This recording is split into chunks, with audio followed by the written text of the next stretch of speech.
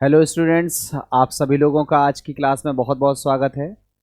Student, जैसा कि आप सभी को पता है, हम लोग जनरल ऑर्गेनिक केमिस्ट्री पढ़ रहे हैं और जनरल ऑर्गेनिक केमिस्ट्री में अभी हम लोग पिछले वीडियो से ऑप्टिकल आइसोमेरिज्म को डिस्कस कर रहे हैं।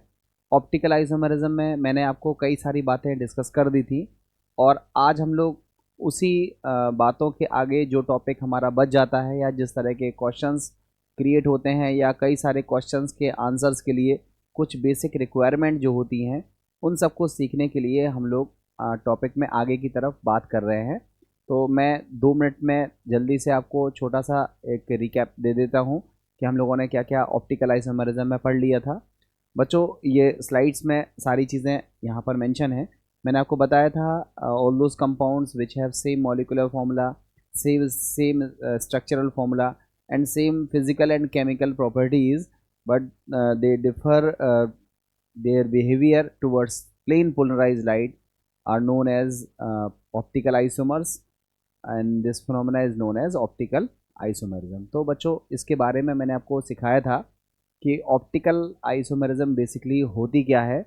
और ऑप्टिकल आइसोमेरिज्म के बाद हम लोगों ने जस्ट बाद में आपको सिखाया था कि जो प्लेन पोलराइज्ड लाइट है वो क्या होती है।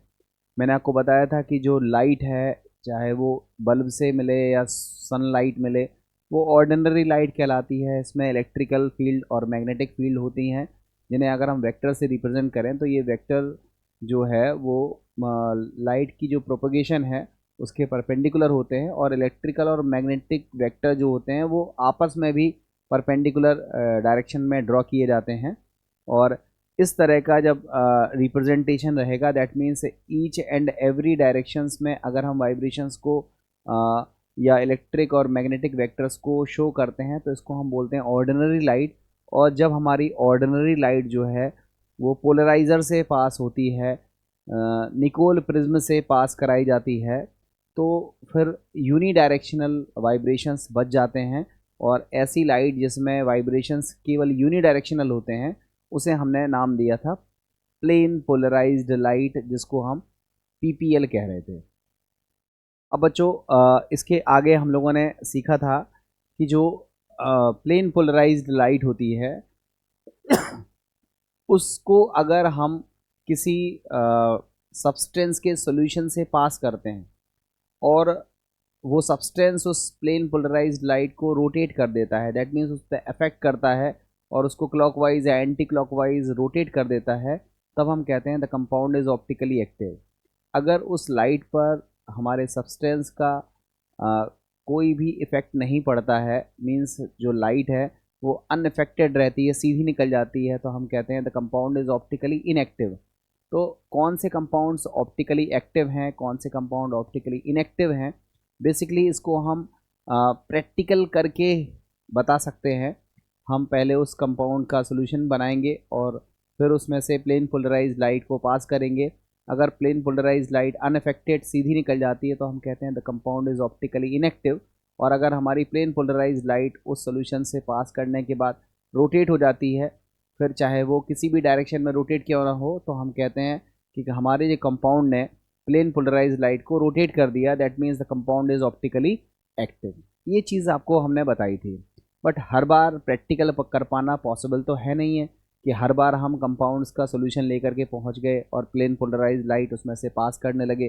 तो ऐसी सिचुएशन में हम लोग उसका एक और सोल्यूशन निकालते हैं। हम सोचते हैं कि अगर किसी कंपाउंड का स्ट्रक्चर हमको दिया हुआ है तो हम उस स्ट्रक्चर को देख करके ये डिसाइड कर सकते हैं कि कंपाउंड को ऑप्टिकली एक्टिव होना चाहिए या नहीं होना चाहिए।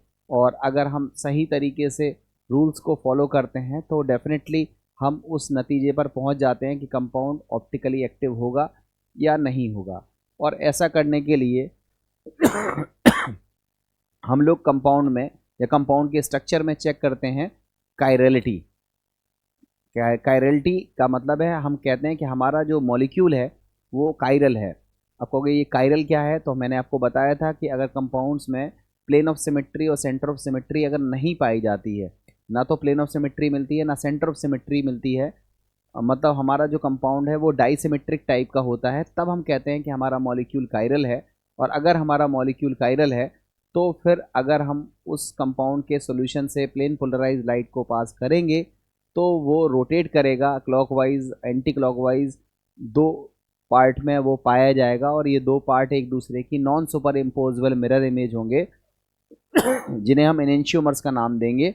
एक इसमें से डी होगा जो क्लॉकवाइज घुमाएगा, उसको डेक्स्ट्रो रोटेटरी कंपाउंड्स कहते हैं, और जो एंटी क्लॉकवाइज घुमाता है उसको लीवो रोटेटरी कंपाउंड कहते हैं, L- से रिप्रेजेंट करते हैं। ये सारी बातें मैंने आपको कल काफ़ी डिटेल में क्लास में डिस्कस करी थी। मैं दोबारा से उस डिटेल में नहीं जा रहा हूँ। मैंने आपको फिर बताया 10-15 मिनट का रिवीजन मुझे इसलिए कराना ज़रूरी है क्योंकि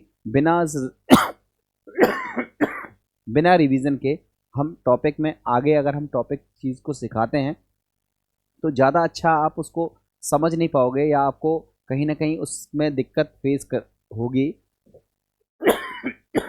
इसलिए छोटा सा एक रिकैप जो है वो हमने कराया। देखो लिखा है which can rotate plane polarise light, उसको बोलते हैं ऑप्टिकली एक्टिव। ऐसे कंपाउंड्स में मॉलिक्यूलर कायरलिटी पाई जाती है, मींस उसका मॉलिक्यूल कायरल होगा, दैट मींस वो डाइसिमेट्रिक होगा। और डाइसिमेट्रिक का मतलब मैंने अभी हाल बताया, मैंने अभी हाल इसका मतलब सिखाया कि इसमें ना तो प्लेन ऑफ सिमेट्री इसमें नहीं पाया जाता है और ना ही इसमें पाया जाता है सेंटर ऑफ सिमेट्री। तो plane of symmetry, centre of symmetry दोनों नहीं पाए जाते हैं, तब हम कहते हैं कि हमारा कंपाउंड कैसा है, डाइसिमेट्रिक। और तब हम कहते हैं कि हमारा मॉलिक्यूल कैसा है, कायरल। और अगर मॉलिक्यूल कायरल है तो ये प्लेन पोलराइज लाइट को रोटेट करेगा, क्लॉकवाइज तो डेक्स्ट्रो और एंटी क्लॉकवाइज तो लीवो, इसका हम नाम देंगे। और अगर हमारा कंपाउंड प्लेन ऑफ सिमेट्री रखता है, सेंटर ऑफ सिमेट्री उसके अंदर पाई जाती है, कोई भी एक हो सकता है, तो हमारा कंपाउंड कैसा है, सिमेट्रिकल है। दैट मीन्स उसमें सिमेट्री पाई जा रही है और ऐसा कंपाउंड जो है वो कैनॉट रोटेट, वो प्लेन पोलराइज लाइट को रोटेट नहीं करता है। दैट मीन्स वो क्या होगा, ऑप्टिकली इनएक्टिव होगा। ये मैंने आपको बता दिया था, ठीक है।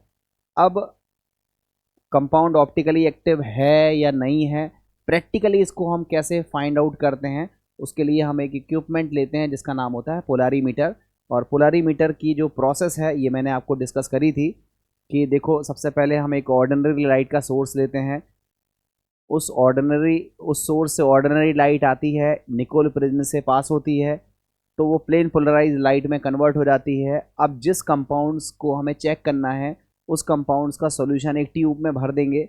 अगर हमारी प्लेन पोलराइज लाइट घूमती है या नहीं घूमती है वो हमारा रिज़ल्ट है। अब उस रिज़ल्ट को हम ऑब्ज़र्व करेंगे और अपने डिसीजंस पर पहुंचेंगे।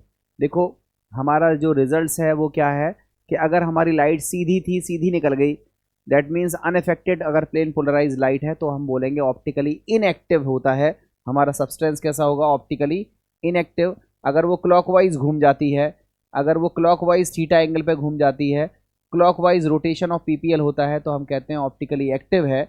और इसको हम डेक्स्ट्रो रोटेटरी कंपाउंड D+ से रिप्रेजेंट करेंगे। और अगर हमारी plane polarise light anticlockwise direction में घूम जाती है तो एंटी क्लॉकवाइज डायरेक्शन में घूमने के बाद हम कहते हैं कि ये एंटी क्लॉकवाइज रोटेशन है पीपीएल का। और इस कंपाउंड को भी हम बोलेंगे कि ये कंपाउंड क्या है, ऑप्टिकली एक्टिव है। और ऐसे कंपाउंड को हम लीवो रोटेटरी कंपाउंड कहेंगे, L- से इसको रिप्रेजेंट करेंगे। काफ़ी डिटेल में मैंने आपको डिस्कस किया था। मैंने आपको ये भी बताया था कि जो एंगल ऑफ रोटेशन होता है, ठीक है, एंगल ऑफ रोटेशन होता है जिसको हम थीटा कह रहे हैं, ये दो बातों पर डिपेंड करता है, लेंथ ऑफ ट्यूब पर और कॉन्सेंट्रेशन ऑफ द सोल्यूशन पर। अगर कॉन्सेंट्रेशन ऑफ सोल्यूशन को हम बदल दें या लेंथ ऑफ ट्यूब को हम बदल दें तो थीटा की वैल्यू बदल जाती है। और अगर थीटा की वैल्यू बदल गई तो फिर हम ये जैसे थोड़ा देर के लिए समझना, जैसे एक कंपाउंड है उसके लिए थीटा का वैल्यू 30 है, दूसरे के लिए थीटा का वैल्यू 50 है। हम आपसे पूछे कि कौन सा कंपाउंड ज़्यादा ऑप्टिकल एक्टिविटी को शो करता है, तो आप बोलोगे जिसमें थीटा की वैल्यू ज़्यादा उसमें ऑप्टिकल एक्टिविटी ज़्यादा, क्योंकि वो 30 घुमा रहा है वो 50 घुमा रहा है। तो थीटा को देख करके कहीं ना कहीं हम ऑप्टिकल एक्टिविटी की मेज़रमेंट की तरफ अपना फोकस करते हैं कि अगर थीटा का वैल्यू ज़्यादा होगा तो ऑप्टिकल एक्टिविटी ज़्यादा होगी, थीटा का वैल्यू कम होगा तो ऑप्टिकल एक्टिविटी क्या होगी, कम होगी। मगर समस्या क्या थी कि थीटा का वैल्यू भी दो बातों पे डिपेंड कर रहा है, लेंथ ऑफ ट्यूब पर और कॉन्सेंट्रेशन ऑफ द सोल्यूशन पर। अब अगर लेंथ ऑफ ट्यूब और कॉन्सेंट्रेशन ऑफ सोल्यूशन को अगर हम बदल देंगे तो थीटा की वैल्यू बदल जाएगी, और थीटा की वैल्यू बदल जाएगी तो फिर हमारा फोकस कहाँ हो जाएगा कि ये ज़्यादा ऑप्टिकली एक्टिव है, ये कम ऑप्टिकली एक्टिव है, और थीटा की वैल्यू एक ही कंपाउंड के लिए अलग अलग आने लगी। तो इस चीज़ से निजात पाने के लिए हमने क्या किया कि हमने दो चीज़ों को स्टैंडर्ड बना दिया। हमने कहा कि जो लेंथ ऑफ ट्यूब है वो हम 1 डेसीमीटर लेंगे, दैट मीन्स 10 सेंटीमीटर लेंगे, और जो कॉन्सेंट्रेशन हम लेंगे सब्सटेंस का वो 1 ग्राम पर ml लेंगे। तो जब हम 1 ग्राम पर ml कॉन्सेंट्रेशन सब्सटेंस का लेते हैं 1 डेसीमीटर ट्यूब लेंथ वाली ट्यूब में लेते हैं, तो जो भी रोटेशन हमको मिलता है, जो भी एंगल ऑफ रोटेशन हम लोगों को मिलता है, वो अब थीटा ना कहला करके उसको हम बोलते हैं स्पेसिफिक रोटेशन, जिसको हम बोलते हैं अल्फ़ा। और इस अल्फ़ा का जो वैल्यू होता है वो फिक्स होता है किसी भी कंपाउंड के लिए, क्योंकि जब हमने L फिक्स कर दिया, जब हमने C फिक्स कर दिया, जब हमने कॉन्सेंट्रेशन फिक्स कर दी, जब हमने लेंथ ऑफ ट्यूब फिक्स कर दी, तो जो थीटा है उसका वैल्यू भी फिक्स हो जाता है। और ऐसे एंगल ऑफ रोटेशन को हम स्पेसिफिक रोटेशन कहते हैं, और इसको हम अल्फ़ा से रिप्रेजेंट करते हैं। और अल्फ़ा को हम कैसे फाइंड आउट करते हैं, alpha that is specific rotation बराबर होता है थीटा अपॉन L इंटू सी। इस फॉर्मूले से हम अल्फ़ा की कैलकुलेशन करते हैं और स्पेसिफिक रोटेशन फाइंड आउट करते हैं। किसी भी कंपाउंड के लिए स्पेसिफिक रोटेशन कैसा होता है, फिक्स होता है। और स्पेसिफिक रोटेशन को ही अगर हम देख लें तो हम बता पाएंगे कि वो किस तरह का कंपाउंड है। अगर स्पेसिफिक रोटेशन 0 है तो हम कहेंगे ऑप्टिकली इनएक्टिव है। स्पेसिफिक रोटेशन अगर प्लस में है, दैट मीन्स वो क्लॉकवाइज डायरेक्शन में घुमा रहा है, उसको हम डेक्स्ट्रो रोटेटरी कंपाउंड कहेंगे। अगर स्पेसिफिक रोटेशन माइनस में है तो हम बोलेंगे कि ये ऑप्टिकली एक्टिव तो है बट ये एंटी क्लॉकवाइज डायरेक्शन में घुमा रहा है, तब हम उसको लीवो रोटेटरी कंपाउंड्स कहेंगे। तो अल्फ़ा के बारे में हम लोगों को दिया जाता है, थीटा के बारे में नहीं दिया जाएगा, क्योंकि थीटा वेरिएबल होता है और अल्फ़ा का वैल्यू कैसा होता है किसी भी कंपाउंड के लिए फिक्स होता है। उस अल्फ़ा को हम क्या बोलते हैं, स्पेसिफिक रोटेशन। तो इस स्पेसिफिक रोटेशन को हमने आपको कल की क्लास में बताया था कि अल्फ़ा बराबर थीटा अपॉन L इंटू सी होता है, जहाँ L क्या है लेंथ, C क्या है कॉन्सेंट्रेशन। L को कितना रख दिया 1 डेसीमीटर और C को रख दिया 1 ग्राम पर ml। तो जो थीटा आया तभी हम उसको अल्फ़ा बोलेंगे। मीन्स किसी particular concentration, that means unit concentration के लिए अगर हम 1 डेसीमीटर ट्यूब में यूनिट कॉन्सेंट्रेशन का ऑप्टिकली एक्टिव सब्सटेंस का सोल्यूशन भरते हैं, तो जो भी उसका एंगल ऑफ रोटेशन हमको मिलता है उसको हम स्पेसिफिक रोटेशन कहते हैं। और ये किसी पर्टिकुलर कंपाउंड के लिए फिक्स रहता है, और इसकी वैल्यू देख करके हम कंपाउंड्स की डिटेल्स के बारे में जानकारी प्राप्त कर सकते हैं। ये अल्फ़ा के बारे में था, ये मैंने आपको लास्ट क्लास में, पिछली क्लास में आपको बता दिया था। अब इसके बाद हमने आपको बताया था कि किसी भी कंपाउंड में ऑप्टिकल एक्टिविटी को कैसे चेक करते हैं। तो हमने आपको बताया था पोलरीमीटर से। अब पोलरीमीटर आप बार बार तो जाओगे नहीं, किसी भी कंपाउंड्स का चेक करना है तो बार बार सॉल्यूशन बना कर रखिए, आप पोलरीमीटर के पास तो जाओगे नहीं कि पोलरीमीटर बार बार चेक कर रहे हो। तो ऐसी सिचुएशन से निपटने के लिए हम कंपाउंड्स को दूसरे तरीके से चेक करने की कोशिश करते हैं। और वो दूसरा तरीका क्या है, कंपाउंड्स के स्ट्रक्चर को ऑब्जर्व करना। अब कंपाउंड का स्ट्रक्चर कैसा होना चाहिए, कंपाउंड का स्ट्रक्चर कायरल होना चाहिए, मतलब जो हमारा मॉलिक्यूल है कंपाउंड का वो कायरल होना चाहिए। अब कहोगे कायरल का मतलब क्या है, डाइसिमेट्रिक होना चाहिए। डाइसिमेट्रिक का मतलब क्या है कि उस कंपाउंड के स्ट्रक्चर में कोई भी सिमेट्री नहीं पाई जानी चाहिए, स्पेशली ना तो प्लेन ऑफ सिमेट्री पाई जानी चाहिए, ना सेंटर ऑफ सिमेट्री पाई जानी चाहिए। तब हम बोलेंगे कि हमारा कंपाउंड डाइसिमेट्रिक है, तब हम बोलेंगे हमारा मॉलिक्यूल कायरल है, और तब हम बोलेंगे कि हाँ ये कंपाउंड ऑप्टिकल एक्टिविटी को शो करेगा। दो फॉर्म में ये पाया जाएगा, एक फॉर्म होगा जो क्लॉकवाइज घुमाएगा, तब हम उसको डेक्स्ट्रो बोलेंगे, और दूसरा फॉर्म होगा जो एंटी क्लॉकवाइज घुमाएगा, उसको हम एंटी लीवो रोटेटरी बोलेंगे। और ये जो दोनों फॉर्म है ये एक दूसरे की non super imposable mirror image होंगे, जिसको हम एनेंशियोमर्स कहेंगे। इन सब बातों के बारे में भी मैंने काफ़ी विस्तार से अपने पिछली क्लास में डिस्कस किया था। मैंने हल्का सा रिकैप दे करके आपको ये सारी बातें फिर से रिपीट कर दी, सारी बातें वही लिखी हुई हैं। How to know that the given compound is optically active और इनएक्टिव। तो हमने क्या देखा, इसमें मॉलिक्यूलर कायरलिटी देखेंगे। मॉलिक्यूलर कायरलिटी का मतलब कंपाउंड का जो मॉलिक्यूल है उसको कैसा होना चाहिए, कायरल होना चाहिए, दैट मीन्स डाइसिमेट्रिक होना चाहिए। और अगर कायरल और डाइसिमेट्रिक में से कोई भी है तो हम कहेंगे कि ऑप्टिकली एक्टिव है। और कायरल का मतलब कैसा है, non super imposable mirror image होना चाहिए। हैंडेडनेस मीन्स अपने हाथ जैसे होते हैं वो सुपर इम्पोज एक दूसरे पे नहीं होते हैं। तो वो कंपाउंड कैसा होगा, कायरल होगा। सुपर इम्पोजिबिलिटी कैसे चेक करते हैं, ये भी मैंने आपको पिछली क्लास में बताया था। डायरेक्ट इम्पोज करते हैं और प्लेन में 180 घुमाने के बाद इम्पोज करते हैं। अगर बोथ कंडीशन में वो सुपर इम्पोज नहीं करते हैं तब हम कहते हैं कि these are non superimposable mirror image of each other. तब हम बोलते हैं कि दीज आर एनेंशियोमर्स। तब हम बोलते हैं उसमें से एक डेक्स्ट्रो है, एक लीवो है, एक क्लॉकवाइज घुमाएगा, एक एंटी क्लॉकवाइज घुमाएगा, तब जाकर के हम उनको एनेंशियोमर्स कहते हैं। ये सारी बातें मैंने आपको कल डिटेल में, बहुत ज़्यादा डिटेल में डिस्कस करी थी। आपने अगर वो वीडियो ना देखा हो तो ज़रूर देखिएगा, वहाँ से आपका विज़न, आपका व्यू बहुत अच्छा क्लियर हो जाएगा और आपको आज की चीज़ें भी प्रॉपर तरीके से समझ में आने लगेंगी।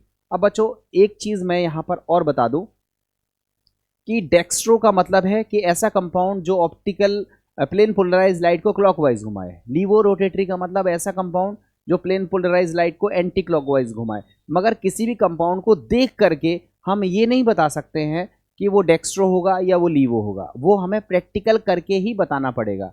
तो ये बड़ी समस्या है कि कौन डेक्स्ट्रो है कौन लीवो है, ये हम कैसे पता लगाएंगे, या किस कंपाउंड्स के नीचे डेक्स्ट्रो लिखेंगे किसके नीचे लीवो लिखेंगे। तो इस समस्या से निजात पाने के लिए एक कॉन्फ़िगरेशन डेवलप किया गया जिसको अपन लोग बोलते हैं आरएस कॉन्फ़िगरेशन। हम आज की क्लास में हम आरएस कॉन्फ़िगरेशन पर बात करेंगे।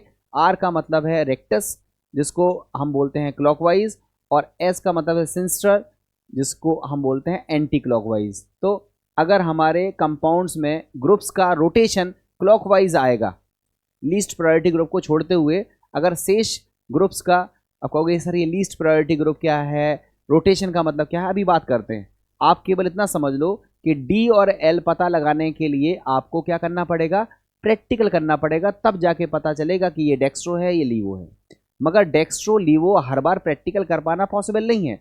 तो हम कैसे पता लगाएंगे कि ये एक टाइप का है और ये उसका मिरर इमेज है, non superimposable mirror image है, ये दूसरे टाइप का है। तो ये एक टाइप का है ये दूसरे टाइप का है, इसको पता लगाने के लिए हम कॉन्फ़िगरेशन निकालते हैं। एक कंपाउंड का कॉन्फ़िगरेशन निकालेंगे, अगर वो कॉन्फ़िगरेशन मान लिया आर आया तो वो एक टाइप का कंपाउंड है, और अगर दूसरे का एस आया, कंपाउंड वही है, उसके स्ट्रक्चर्स में थोड़ा बहुत चेंज कर दिया, और एक का आर आया और एक का एस आया, तो हम बोलेंगे एक इसमें आर टाइप है एक इसमें एस टाइप है। दैट मीन्स दोनों का बिहेवियर टुवर्ड्स प्लेन पोलराइज्ड क्या है, अलग अलग है। अगर एक क्लॉकवाइज घुमाएगा तो डेफिनेटली दूसरा एंटी क्लॉकवाइज घुमाएगा, अगर पहला एंटी क्लॉकवाइज घुमाएगा तो दूसरा कैसा घुमाएगा, क्लॉकवाइज घुमाएगा। तो डेक्स्ट्रो लीवो जो हम प्रैक्टिकल पता करने के बाद निष्कर्ष पर पहुंचते हैं, आर और एस कॉन्फ़िगरेशन में प्रैक्टिकल करने की जरूरत नहीं है। वो हम कंपाउंड्स को रूल लगाते हुए हम आर पता लगा सकते हैं कि ये आर है, और हम ये पता लगा सकते हैं कि वो एस है। तो आर और एस अगर हमने पता लगा लिया तो इसका मतलब हमने पता लगा लिया कि ये दो कंपाउंड आइडेंटिकल है या दोनों कंपाउंड्स एनेंशियोमर है। अगर मतलब एक आर है और एक एस है तो हम बोलेंगे कि ये दोनों कंपाउंड्स के मॉलिक्यूलर फॉर्मूले सेम है, इन दोनों कंपाउंड्स के स्ट्रक्चरल फॉर्मूले सेम है, बट इनके कॉन्फ़िगरेशन अलग हैं। एक आर है और एक एस है, तो एक होगा डेक्स्ट्रो एक होगा लीवो, एक घुमाएगा क्लॉकवाइज एक घुमाएगा एंटी क्लॉकवाइज, और दोनों एक दूसरे की non superimposable mirror image होंगे। तो अगर हम प्रैक्टिकल फाइंड आउट नहीं करते हैं, प्रैक्टिकली नहीं करते हैं, तो हम कॉन्फ़िगरेशन लिख करके इस निष्कर्ष पर पहुंच सकते हैं कि ये जो दो कंपाउंड्स हैं, एक ही स्ट्रक्चर जो ड्रॉ हो रहा है, क्या वो अलग अलग है या सेम है।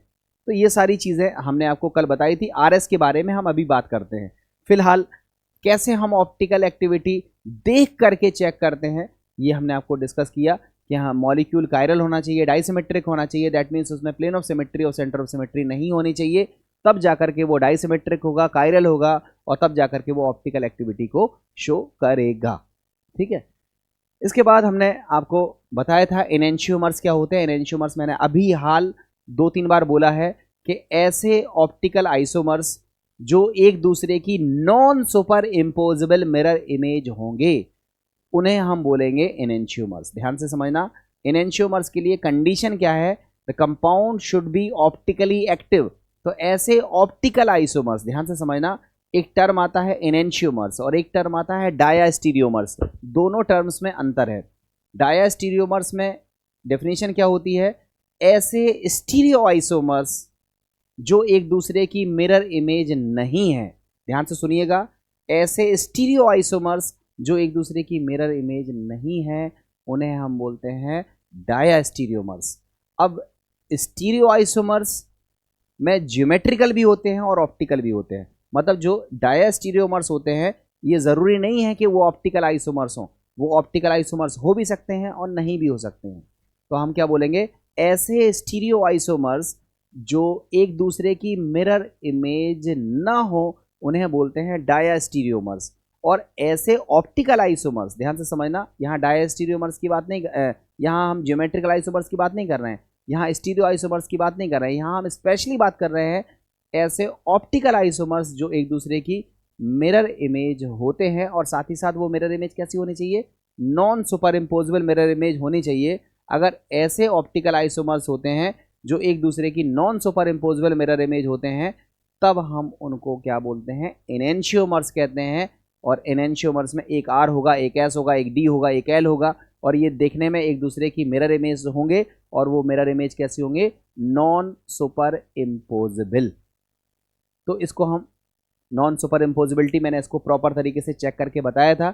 मैंने आपको कल बताया था कि ये कौन सा प्रोजेक्शन है, इसको बोलते हैं वेज डेस्क प्रोजेक्शन या फ्लाइंग वेज प्रोजेक्शन। और इस फ्लाइंग वेज प्रोजेक्शन को हमने कन्वर्ट किया था किसमें, फिशर प्रोजेक्शन में। और फिशर प्रोजेक्शन में कन्वर्ट करने के बाद हमने देखा था कि डायरेक्ट सुपर इम्पोज कराएंगे, 180 रोटेट करने के बाद सुपर इम्पोज कराएंगे। अगर बोथ कंडीशन में ये सुपर इम्पोज नहीं हो रहा है तब हम बोलेंगे कि these are non superimposable mirror image.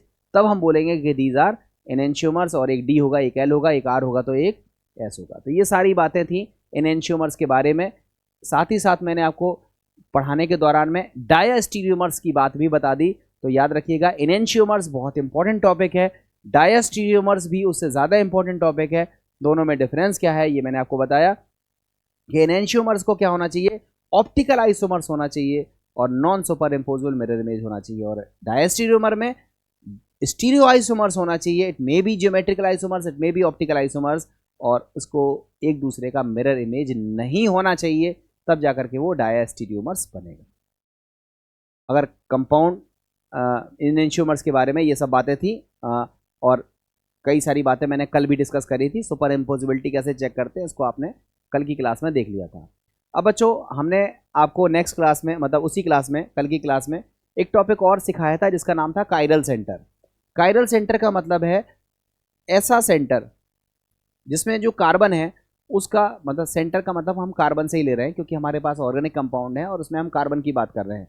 ऐसा सेंटर या जिसमें जो कार्बन है वो नंबर 1 sp3 हाइब्रिडाइज होना चाहिए, दैट मीन्स उसको 4 सिग्मा बॉन्ड बनाने चाहिए। और जो उसकी 4 वैलेंसीज हैं, और 4 valencies should be satisfied with the different groups. उसकी जो 4 संयोजकताएं हैं, जो 4 वैलेंसीज हैं, वो अलग अलग ग्रुप से सेटिस्फाइड होनी चाहिए। तब हम बोलेंगे कि इस कंपाउंड के पास कायरल सेंटर होता है। कायरल सेंटर के लिए 2 चीज़ें चेक करनी है। पहली चीज़ चेक करनी है कि कार्बन sp3 हाइब्रिडाइज है, मीन्स उसने 4 सिग्मा बॉन्ड बनाए हुए हैं या नहीं, पहले ये चेक करेंगे। और जब ये चेक कर लेंगे तब हम ये देखेंगे कि क्या कार्बन की चारों वैलेंसीज अलग अलग ग्रुप से सेटिस्फाइड है। अगर सेटिस्फाइड हैं तो हम कहेंगे कि इस कंपाउंड के पास कायरल सेंटर है। अगर कायरल सेंटर है तो कायरल सेंटर कितने हैं हम ये भी चेक करेंगे। अगर कायरल सेंटर 1 है तो कंपाउंड्स हमेशा कायरल होगा, हमारा कंपाउंड्स हमेशा डाइसिमेट्रिक होगा, हमारे कंपाउंड्स में ना तो प्लेन ऑफ सिमेट्री पाई जाएगी ना सेंटर ऑफ सिमेट्री पाई जाएगी। वो compound always always always optically active होगा अगर एक कायरल सेंटर है। अगर हमारे कंपाउंड्स में एक से ज़्यादा कायरल सेंटर है, 2 हैं, 3 हैं, 4 हैं, कितने भी हो सकते हैं, अगर एक से ज़्यादा है तो हम ये कंफर्म नहीं कर सकते हैं कि वो ऑप्टिकली एक्टिव होगा। वो ऑप्टिकली एक्टिव हो भी सकता है, वो ऑप्टिकली एक्टिव नहीं भी हो सकता है। फिर हम क्या चेक करेंगे, हम नंबर ऑफ, पहले हम क्या चेक करेंगे कि हम अपने कंपाउंड्स में देखेंगे कि क्या कायरल सेंटर है या नहीं है। अगर कायरल सेंटर 1 है तो हम बिना सोचे समझे आंख बंद करके सीधा कह देंगे कि the compound has 1 chiral centre, so the compound is chiral, the compound is dissymmetric, the compound will be optically active, the compound exist in 2 form, one form rotate the plane polarized light towards clockwise direction, so first form is known as dextro-rotatory compound, and the second form which rotate the plane polarized light towards anti-clockwise direction, and the second form known as levo-rotatory compound. तो एक को dextro बोलेंगे, एक को लीवो बोलेंगे, but कब बोलेंगे, जब उसमें एक कायरल सेंटर होगा। अगर अनफॉर्चुनेटली या फॉर्चुनेटली अगर उसमें 2 कायरल सेंटर मौजूद हैं तो हम कंपाउंड्स को नहीं कह सकते हैं कि वो ऑप्टिकली एक्टिव होगा। हमें तब जाकर के एक चीज़ और चेक करनी पड़ेगी कि कंपाउंड में प्लेन ऑफ सिमेट्री है क्या कंपाउंड में सेंटर ऑफ सिमेट्री है? अगर इन दोनों में से कोई भी एक सिमेट्री मिल गई, प्लेन ऑफ सिमेट्री मिल गई या सेंटर ऑफ सिमेट्री मिल गई, तो भले उसमें दो कायरल सेंटर है वो ऑप्टिकली इनएक्टिव होगा।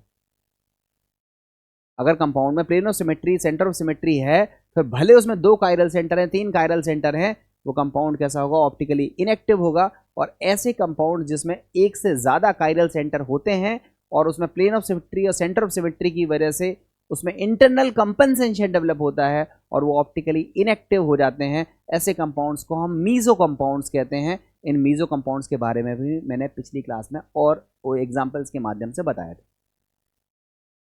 फिलहाल मीजो की अगर डेफिनेशन अगर हम आपसे कहें कि मीजो कंपाउंड्स क्या होते हैं, तो आप क्या बोलोगे?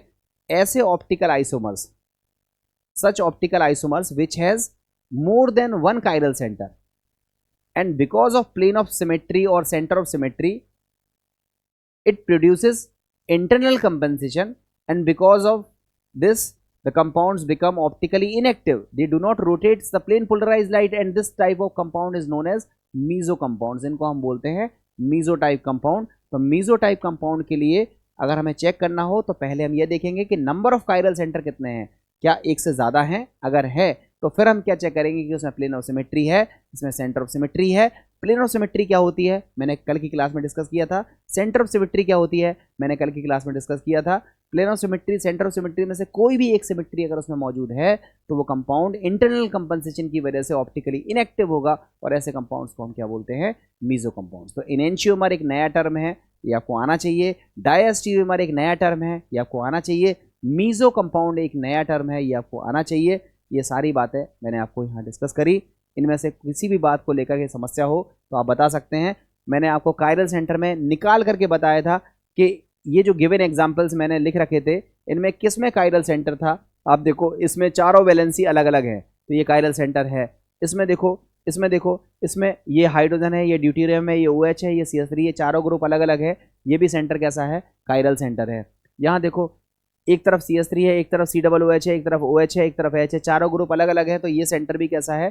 कायरल सेंटर है। तो यहाँ कायरल सेंटर है, यहाँ कायरल सेंटर है, यहाँ कायरल सेंटर है। मगर जब हम बात करते हैं इस वाले एग्जाम्पल में तो यहाँ देखो OH है और यहाँ OH है, तो दोनों OH है, सेम हो गए, तो यहाँ पर कायरल सेंटर आपका नहीं होता है। अगर हम इस वाले कार्बन की बात करें तो इसमें इस वाले कार्बन को देखो, एक तरफ H है, एक तरफ OH है, एक तरफ COOH है और एक तरफ ये बड़ा सा ग्रुप है। तो देखो ये चारों ग्रुप अलग अलग हैं, तो ये वाला कार्बन कैसा है? कायरल। इसी तरह से अगर हम इस वाले कार्बन को भी चेक करें तो एक तरफ H है, एक तरफ OH है, एक तरफ COOH है और एक तरफ ये बड़ा सा ग्रुप है। तो ये दो दो कार्बन ऐसे हैं जिसमें क्या है? कायरल कार्बन मौजूद हैं। अब दो कार्बन अगर कायरल हैं तो ये नहीं कहा जा सकता है कि कंपाउंड ऑप्टिकली एक्टिव होगा। हमें चेक करना होगा कि उसमें प्लेन ऑफ सिमेट्री है, हमें चेक करना होगा उसमें सेंटर ऑफ सिमेट्री है। अगर प्लेन ऑफ सिमेट्री या सेंटर ऑफ सिमेट्री अगर उसमें मिल गई तो वो कंपाउंड्स ऑप्टिकली इनएक्टिव होना ही है और ऐसे कंपाउंड्स को हम मीजो कंपाउंड्स कहते हैं। ठीक है, ये सारी बातें हो गई थी। नंबर ऑफ कायरल सेंटर्स कैसे देखते हैं ये मैंने आपको फिर से रिकॉल कर दिया। बच्चों रिकॉल में पार्ट थोड़ा सा लंबा ज़रूर हुआ है, बट हमें लगता है कि इस इतने टाइम में आपको पूरी की पूरी ऑप्टिकल आइसोमेरिज्म का निचोड़ मैंने आपको बता दिया है। और अब हमें लगता है कि अब जो हम अगले पार्ट को डिस्कस करेंगे वो आपको बहुत ज़बरदस्त समझ में आएगा। बहुत इंटरेस्टिंग पार्ट है, बहुत इंटरेस्टिंग पार्ट होने वाला है। आइए अब हम उस इंटरेस्टिंग पार्ट को देखते हैं। वही जो बातें लिखी थी ये रूल नंबर 1 में लिखा है। इस रूल नंबर 1 में लिखा है कि if the compound has one chiral centre then the compound will be optically active and found in two forms which are non-superimposable mirror image of each other and known as enantiomers. If the compound has one chiral center. Second rule में लिखा है the compound has more than one chiral center, then the compound may be disymmetric, may be disymmetric or not. That is may be optically active or not. इसमें क्या check करना पड़ेगा? Plane of symmetry और centre of symmetry. अब इसके बाद मैंने एक एग्जाम्पल कल ही समझाया था आपको कि इनमें से कौन सा ऑप्टिकली एक्टिव होगा। तो आपको पता था कि ये जो सेकेंडरी हमारा ब्यूटिल क्लोराइड था, इसका स्ट्रक्चर मैंने बना के कल बताया था। तो हमारा ये आंसर आया था, यही वो कंपाउंड है जिसमें एक कायरल सेंटर आपको दिखेगा, बाकी किसी में कायरल सेंटर नहीं है। तो यही वो कंपाउंड है जो ऑप्टिकली एक्टिव होगा। इसके बाद ये कुछ और क्वेश्चंस थे, इसमें आपको बताना था कि कायरल सेंटर कितने हैं और क्या ये ऑप्टिकली एक्टिव है या नहीं है। तो हमने क्या देखा था? इसमें कायरल सेंटर नहीं है, ये ऑप्टिकली इनएक्टिव है। इसमें हमने देखा था कि इसमें भी कायरल सेंटर नहीं है, ये भी ऑप्टिकली इनएक्टिव है। यहाँ हमने देखा था कि दो दो कायरल सेंटर हैं, दो दो कायरल सेंटर हैं और इसमें प्लेन ऑफ सिमेट्री नहीं पाई जा रही है, तो ये ऑप्टिकली एक्टिव था। और यहाँ पर दो दो कायरल सेंटर यहाँ भी हैं, दो दो कायरल सेंटर हैं यहाँ पे, मगर यहाँ पर क्या मिल रही है, प्लेन ऑफ सिमेट्री, जिसकी वजह से ये कैसा होता है, ऑप्टिकली इनएक्टिव होता है। ये मैंने कल की क्लास में प्रॉपर तरीके से समझा करके बताया था। इन चारों क्वेश्चंस को मैंने कल की क्लास में डिस्कस किया था, एक बार जा करके क्लास आप देख लीजिएगा। आज हम लोग उसके आगे टॉपिक पर बात करने वाले हैं। हम लोग बात करने वाले हैं flying wedge to Fischer projection. हम फ्लाइंग वेज स्ट्रक्चर को फिशर प्रोजेक्शन में कन्वर्ट करेंगे। मैंने आपको कल की क्लास में भी कन्वर्ट करना सिखाया था, जिनको नहीं पता है वो सीख ले। देखो हम यहाँ से आंख लगा करके देखेंगे, ये हमारी आंख है, इस आंख लगा करके आंख को हमें कहाँ रखना है, सॉलिड वेज और डैश वेज के बीच में। ये डैश वेज कहलाता है, ये सॉलिड वेज कहलाता है। और इस तरह से जब प्रोजेक्शन बना रहता है तो ये कहलाता है 3 डायमेंशनल प्रोजेक्शन। मतलब हम अपने ऑर्गेनिक कंपाउंड को अगर 3 डायमेंशनल में इमेजिन करते हैं, 3 डायमेंशनल में इमेजिन कैसे करते हैं, एक प्लेन, एक हिस्सा प्लेन के ऊपर और एक हिस्सा प्लेन के नीचे। तो जब हम 3 डायमेंशनल प्लेन ऑब्जर्व करते हैं, पेपर पर 3 डायमेंशनल स्ट्रक्चर को बनाने की कोशिश करते हैं, तो जो स्ट्रक्चर सबसे बढ़िया 3 डायमेंशनल को रिप्रेजेंट करता है वो स्ट्रक्चर कौन सा होता है, फ्लाइंग वेज फॉर्मूला, जिसको हम वेज डैश फॉर्मूला भी कहते हैं। फ्लाइंग वेज 3 डायमेंशनल फॉर्मूला है। अब हर कंपाउंड्स को 3 डायमेंशनल में दिखा पाना it is a little bit difficult, थोड़ा सा कठिन होता है और इसमें टाइम लगता है। इसलिए सबसे ज़्यादा फ्रीक्वेंटली यूज़ होने वाला प्रोजेक्शन जो होता है वो फिशर प्रोजेक्शन होता है। और फिशर प्रोजेक्शन जो है वो ऑर्गेनिक कंपाउंड्स को रिप्रेजेंट करने का 2 डायमेंशनल फॉर्मूला है, जिसमें सीधी सीधी ऐसी लाइनें दिखती हैं। लाइन टाइप का स्ट्रक्चर अगर हमारा बना हुआ दिखेगा तो उसको हम बोलते हैं Fischer projection. Fischer projection 2 dimensional formula है और वेज डैश फॉर्मूला या फ्लाइंग वेज फॉर्मूला जो है वो 3 डायमेंशनल रिप्रेजेंटेशन है ऑर्गेनिक कंपाउंड्स का। तो हमारा टारगेट है कि फ्लाइंग वेज को फिशर में कैसे कन्वर्ट करेंगे या फिर फिशर को फ्लाइंग वेज में कैसे कन्वर्ट करेंगे, उसको कैसे करते हैं उसका तरीका देख लो आप। हमने आपको बोला कि डॉटेड लाइन और सॉलिड लाइन के बीच में अपनी आंख को रखो। अब आंख को रखने के बाद देखो, ये हमने आंख रख करके देखा तो हमने क्या देखा, हमारे राइट साइड में क्या है, एच, और हमारे नीचे लेफ्ट साइड में क्या है, ओ एच। राइट साइड में एच, लेफ्ट साइड में ओ एच। तो देखो हमने राइट साइड में, लाइन के राइट साइड में किसको बनाया, एच को, और लेफ्ट साइड में किसको बनाया, ओ एच को। क्लियर। अब जो ऊपर की तरफ है बी आर, उसको बी आर लिख दो और जो बच गया उसको नीचे की तरफ लिख दो। ये हमारा फ्लाइंग वेज से क्या बन गया, फिशर प्रोजेक्शन। अब अगर हम आपसे बोले कि इसकी मिरर इमेज बनाओ, तो बच्चों फिशर की मिरर इमेज बनाना तो बड़ा सरल है। कैसे बनाओगे, देखो एच की इमेज एच, ओ एच की image O H, B R की इमेज बी आर और आई की इमेज आई। ये बन गया, ये इसकी मिरर इमेज है। क्लियर। और अब हम बोलेंगे कि फ्लाइंग वेज का मिरर इमेज बनाओ, कोई दिक्कत नहीं, बन जाएगा। देखो सी, ये इमेज में बी आर यहाँ आएगा, ठीक है। ये आई था तो ये आई इस तरह हो जाएगा आई। अब देखो यहां पर क्या आएगा, ये हम आएगा ओ एच। ओ एच को हम यहीं पर रखेंगे, देखो ये क्या आएगा, ओ एच, ये ओ एच हो गया और ये हमारा हो गया,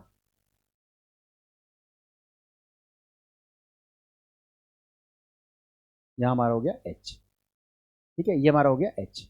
तो देखो इस वेज रेस फॉर्मूले का ये मिरर इमेज है। अगर इसको हम फिशर में बदले तो इस फिशर का मिरर इमेज ये है। अब कहोगे सर ये मिरर इमेज क्यों बनाया है, बच्चों आपको मैंने बताया था कि अगर कंपाउंड ऑप्टिकली एक्टिव है तो वो 2 फॉर्म में पाया जाएगा, एक डी होगा एक एल होगा।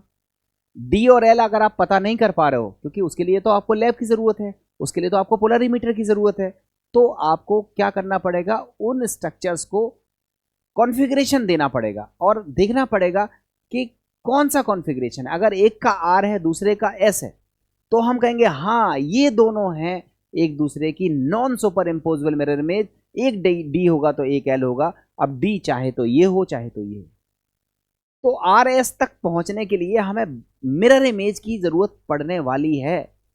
हमें मिरर इमेज को बनाना आना चाहिए। अब मिरर इमेज कैसे बनाते हैं, मैंने दोनों तरीके से मिरर इमेज बना दी। वेज डैश फॉर्मूले से भी मिरर इमेज बना सकते हो और आप चाहो तो फिशर प्रोजेक्शन से भी मिरर इमेज बना सकते हो। खैर, मिरर इमेज बनाना आ गई और मिरर इमेज के साथ आपको एक चीज़ और बनाना भी आ गई कि वेज डैश को फिशर में कैसे कन्वर्ट करते हैं। जो फिशर प्रोजेक्शन है ये 2 डायमेंशनल है। इसमें देखो OH और H ये अप द प्लेन होता है, प्लेन के आगे, और जो ऊपर की लाइनें होती हैं ये होती हैं बिलो द प्लेन। एक अप द प्लेन और दूसरा होता है बिलो द प्लेन। इसमें प्लेन पर बात नहीं होती, up the plane and below the plane. तो ये 2 डायमेंशनल रिप्रेजेंटेशन है और ये 3 डायमेंशनल रिप्रेजेंटेशन है। इसको वेज डैश फॉर्मूला या लैंग्वेज फॉर्मूला कहते हैं, इसको फिशर प्रोजेक्शन कहते हैं। क्लियर है? अब बच्चों, हमने आपको बताया आर एस। अब आर एस को देने के लिए आर एस कॉन्फ़िगरेशन को लिखने के लिए सबसे पहला काम यह है कि जो कार्बन है उस कार्बन से जितने भी ग्रुप अटैच हैं इन ग्रुप्स को हम लोग क्या देंगे, प्रायोरिटी देंगे। प्रायोरिटी का मतलब आप समझते हो। जैसे 2 मिनट के लिए सोचो, आपके घर में, आप कहीं घर पे रह रहे हो, ठीक है, आपके घर में मम्मी जी आती हैं आपसे मिलने के लिए और एक दूर के भैया जी आते हैं मिलने के लिए आपसे। ध्यान से सुनना, आपके घर में आप जो है वो बाहर कहीं रहते हो और आपके घर में मम्मी आती हैं आपसे मिलने के लिए और दूर के भाई साहब भी आपसे मिलने के लिए आते हैं।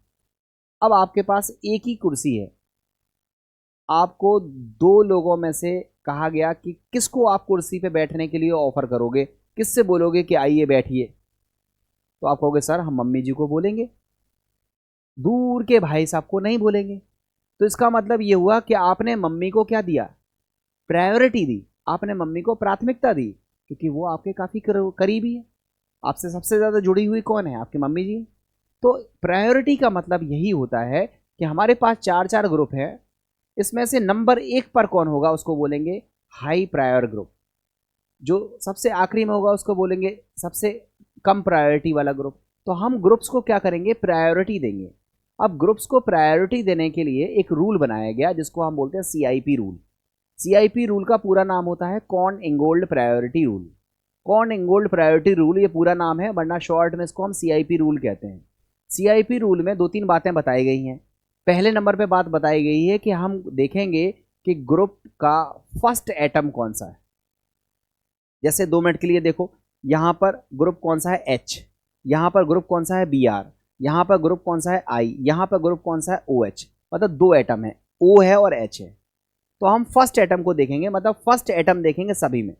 ये तो एक ही एटम से बना हुआ है, इसमें 2 एटम है तो हम फर्स्ट एटम को देखेंगे और फिर चेक करेंगे कि किसका एटॉमिक नंबर ज़्यादा होता है। जिसका एटॉमिक नंबर उसकी प्रायोरिटी ज़्यादा, जिसका एटॉमिक नंबर कम होगा उसकी प्रायोरिटी क्या हो जाएगी, कम हो जाएगी। जैसे H का एटॉमिक नंबर होता है 1, Br का होता है 35, I का होता है 53 और O का होता है 8। ठीक है, एटॉमिक नंबर की बात हो रही है। तो आप बताओ सबसे ज्यादा एटॉमिक नंबर किसका है, बोलोगे I का। तो I की जो प्रायोरिटी है, I की जो प्रायोरिटी है वो क्या है, नंबर 1। उसके बाद Br की प्रायोरिटी है नंबर 2, फिर O की प्रायोरिटी है नंबर 3 और फिर H की प्रायोरिटी है नंबर 4। तो पहला काम यही है कि कायरल सेंटर से जितने भी ग्रुप लगे हुए हैं उनको प्रायोरिटी दे दो। प्रायोरिटी कैसे देते हैं, जिसका एटॉमिक नंबर ज़्यादा है उसकी प्रायोरिटी ज़्यादा है, जिसका एटॉमिक नंबर कम है उसकी प्रायोरिटी कम है। अब 2 मिनट के लिए सोचो, हमारे पास ये कार्बन है, एक तरफ लगा है OH और एक तरफ लगा है OCS3।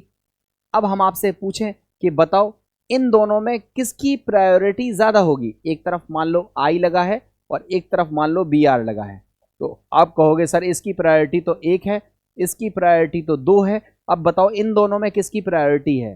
तो आप कहोगे सर पहला एटम तो O है। हम कहेंगे ठीक है, यहाँ भी देखो पहला एटम कौन है, O है। तो देखो O यहाँ पर भी है, O यहाँ पर भी है।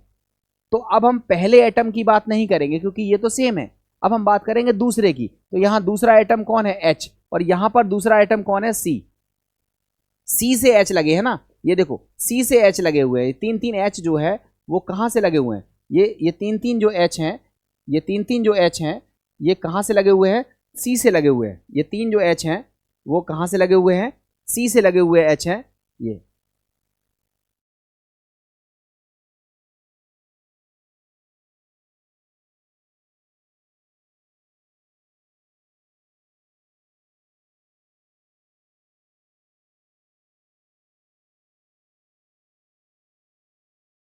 तो यहां पर O के साथ कौन लगा हुआ है, C। तो C का एटॉमिक नंबर कितना होता है, 6। और यहां O के बाद लगा हुआ है H, H का एटॉमिक नंबर होता है 1। तो ये जो हमारा OCH3 है इसको देंगे 1, इसको देंगे 3 और OH को देंगे 4। तो CIP रूल जो है, जो CIP रूल है वो हमको क्या बताता है,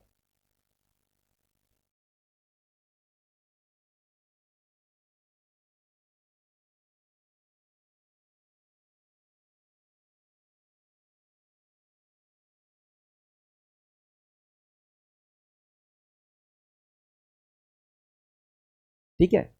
यहाँ पे मैं इसको मिटा देता हूँ थोड़ा सा, और थोड़ा सा साफ सुथरा समझ में आ जाएगा। ये देखो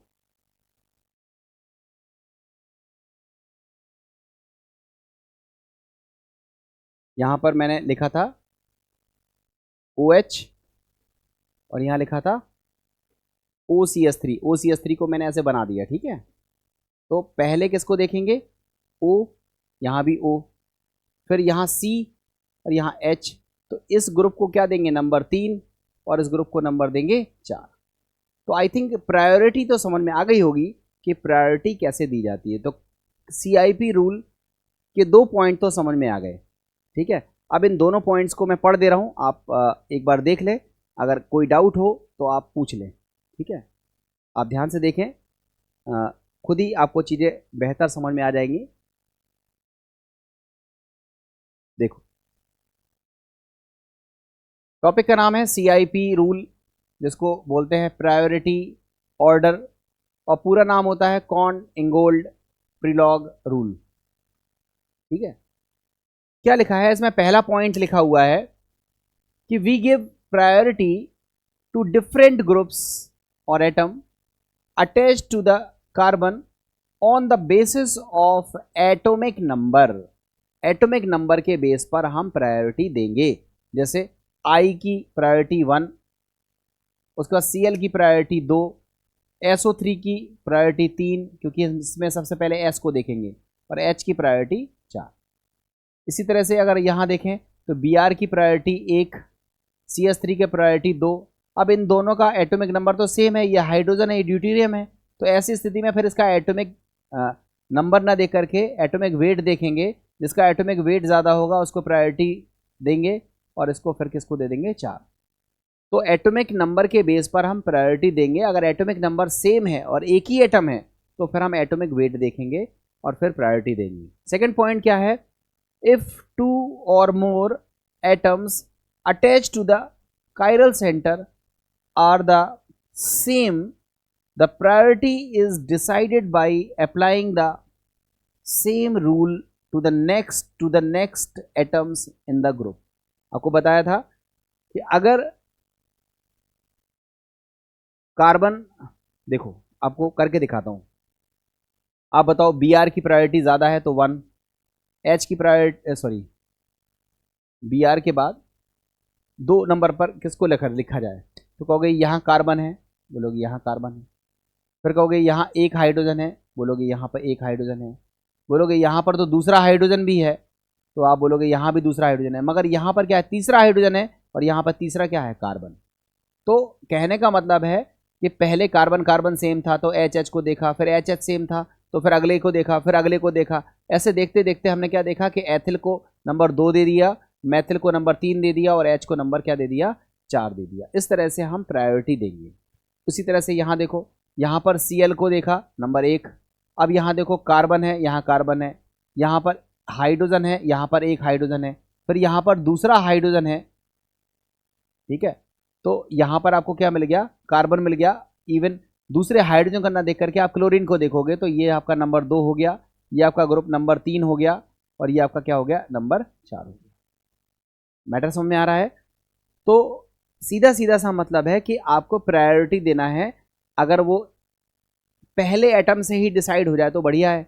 अगर पहला एटम कॉमन है तो दूसरे एटम पे जाओ, दूसरा एटम कॉमन है तो तीसरे एटम पे जाओ, बट एटॉमिक नंबर वाला रूल लगाते चले जाओ। जिसका एटॉमिक नंबर ज़्यादा उसकी प्रायोरिटी ज़्यादा, जिसका एटॉमिक नंबर कम उसकी प्रायोरिटी कम। इस तरह से हम प्रायोरिटी दे देते हैं। कायरल सेंटर से जितने भी ग्रुप लगे होते हैं उन सब की हम क्या कर देते हैं, प्रायोरिटी डिसाइड कर देते हैं। अब प्रायोरिटी के लिए एक बड़ी समस्या क्रिएट होती है जब हमारे पास जो ग्रुप रहते हैं उसमें डबल बॉन्ड टाइप का दिखाई दे। देखो ध्यान से सुनना बच्चों, जैसे हमारे पास ग्रुप है CO, इस तरह से ग्रुप लगा हुआ। अब कहोगे CO में प्रायोरिटी कैसे लिखी जाए, तो बच्चों ध्यान से समझना, जब डबल बॉन्ड लगा रहता है, ध्यान से सुनना, जब डबल बॉन्ड लगा रहता है तो इसको हम ऐसे ओपन करते हैं C। अब डबल बॉन्ड है तो एक बार O और एक बार और O, ऐसे लिखते हैं। ऐसे देखो, जैसे मान लो C डबल बॉन्ड CH ऐसे लिखा हुआ है, तो इसका मतलब क्या हुआ, इसका मतलब क्या हुआ कि C एक बार C और एक बार और C। अब मान लो C ट्रिपल बॉन्ड C ऐसे लिखा हुआ है, तो इसका मतलब क्या हुआ, एक C, एक बार C, दूसरी बार C और तीसरी बार C। मतलब डबल बॉन्ड अगर लगा होगा तो उसी एटम को 2 बार लिख दो, ट्रिपल बॉन्ड लगा होगा तो उसी एटम को 3 बार लिख दो, ऐसा लिखा जाता है। मैंने आपके लिए समझाने के लिए ऑलरेडी लिख रखा है, मैंने यहाँ बताने की कोशिश करी है। आपको और अच्छा समझ में कब आएगा, जब आप लिखी लिखाई को थोड़ा सा देखो। देखो ध्यान से समझना, गलती हो जाती है, गलती नहीं करोगे आप लोग, ध्यान से देखो।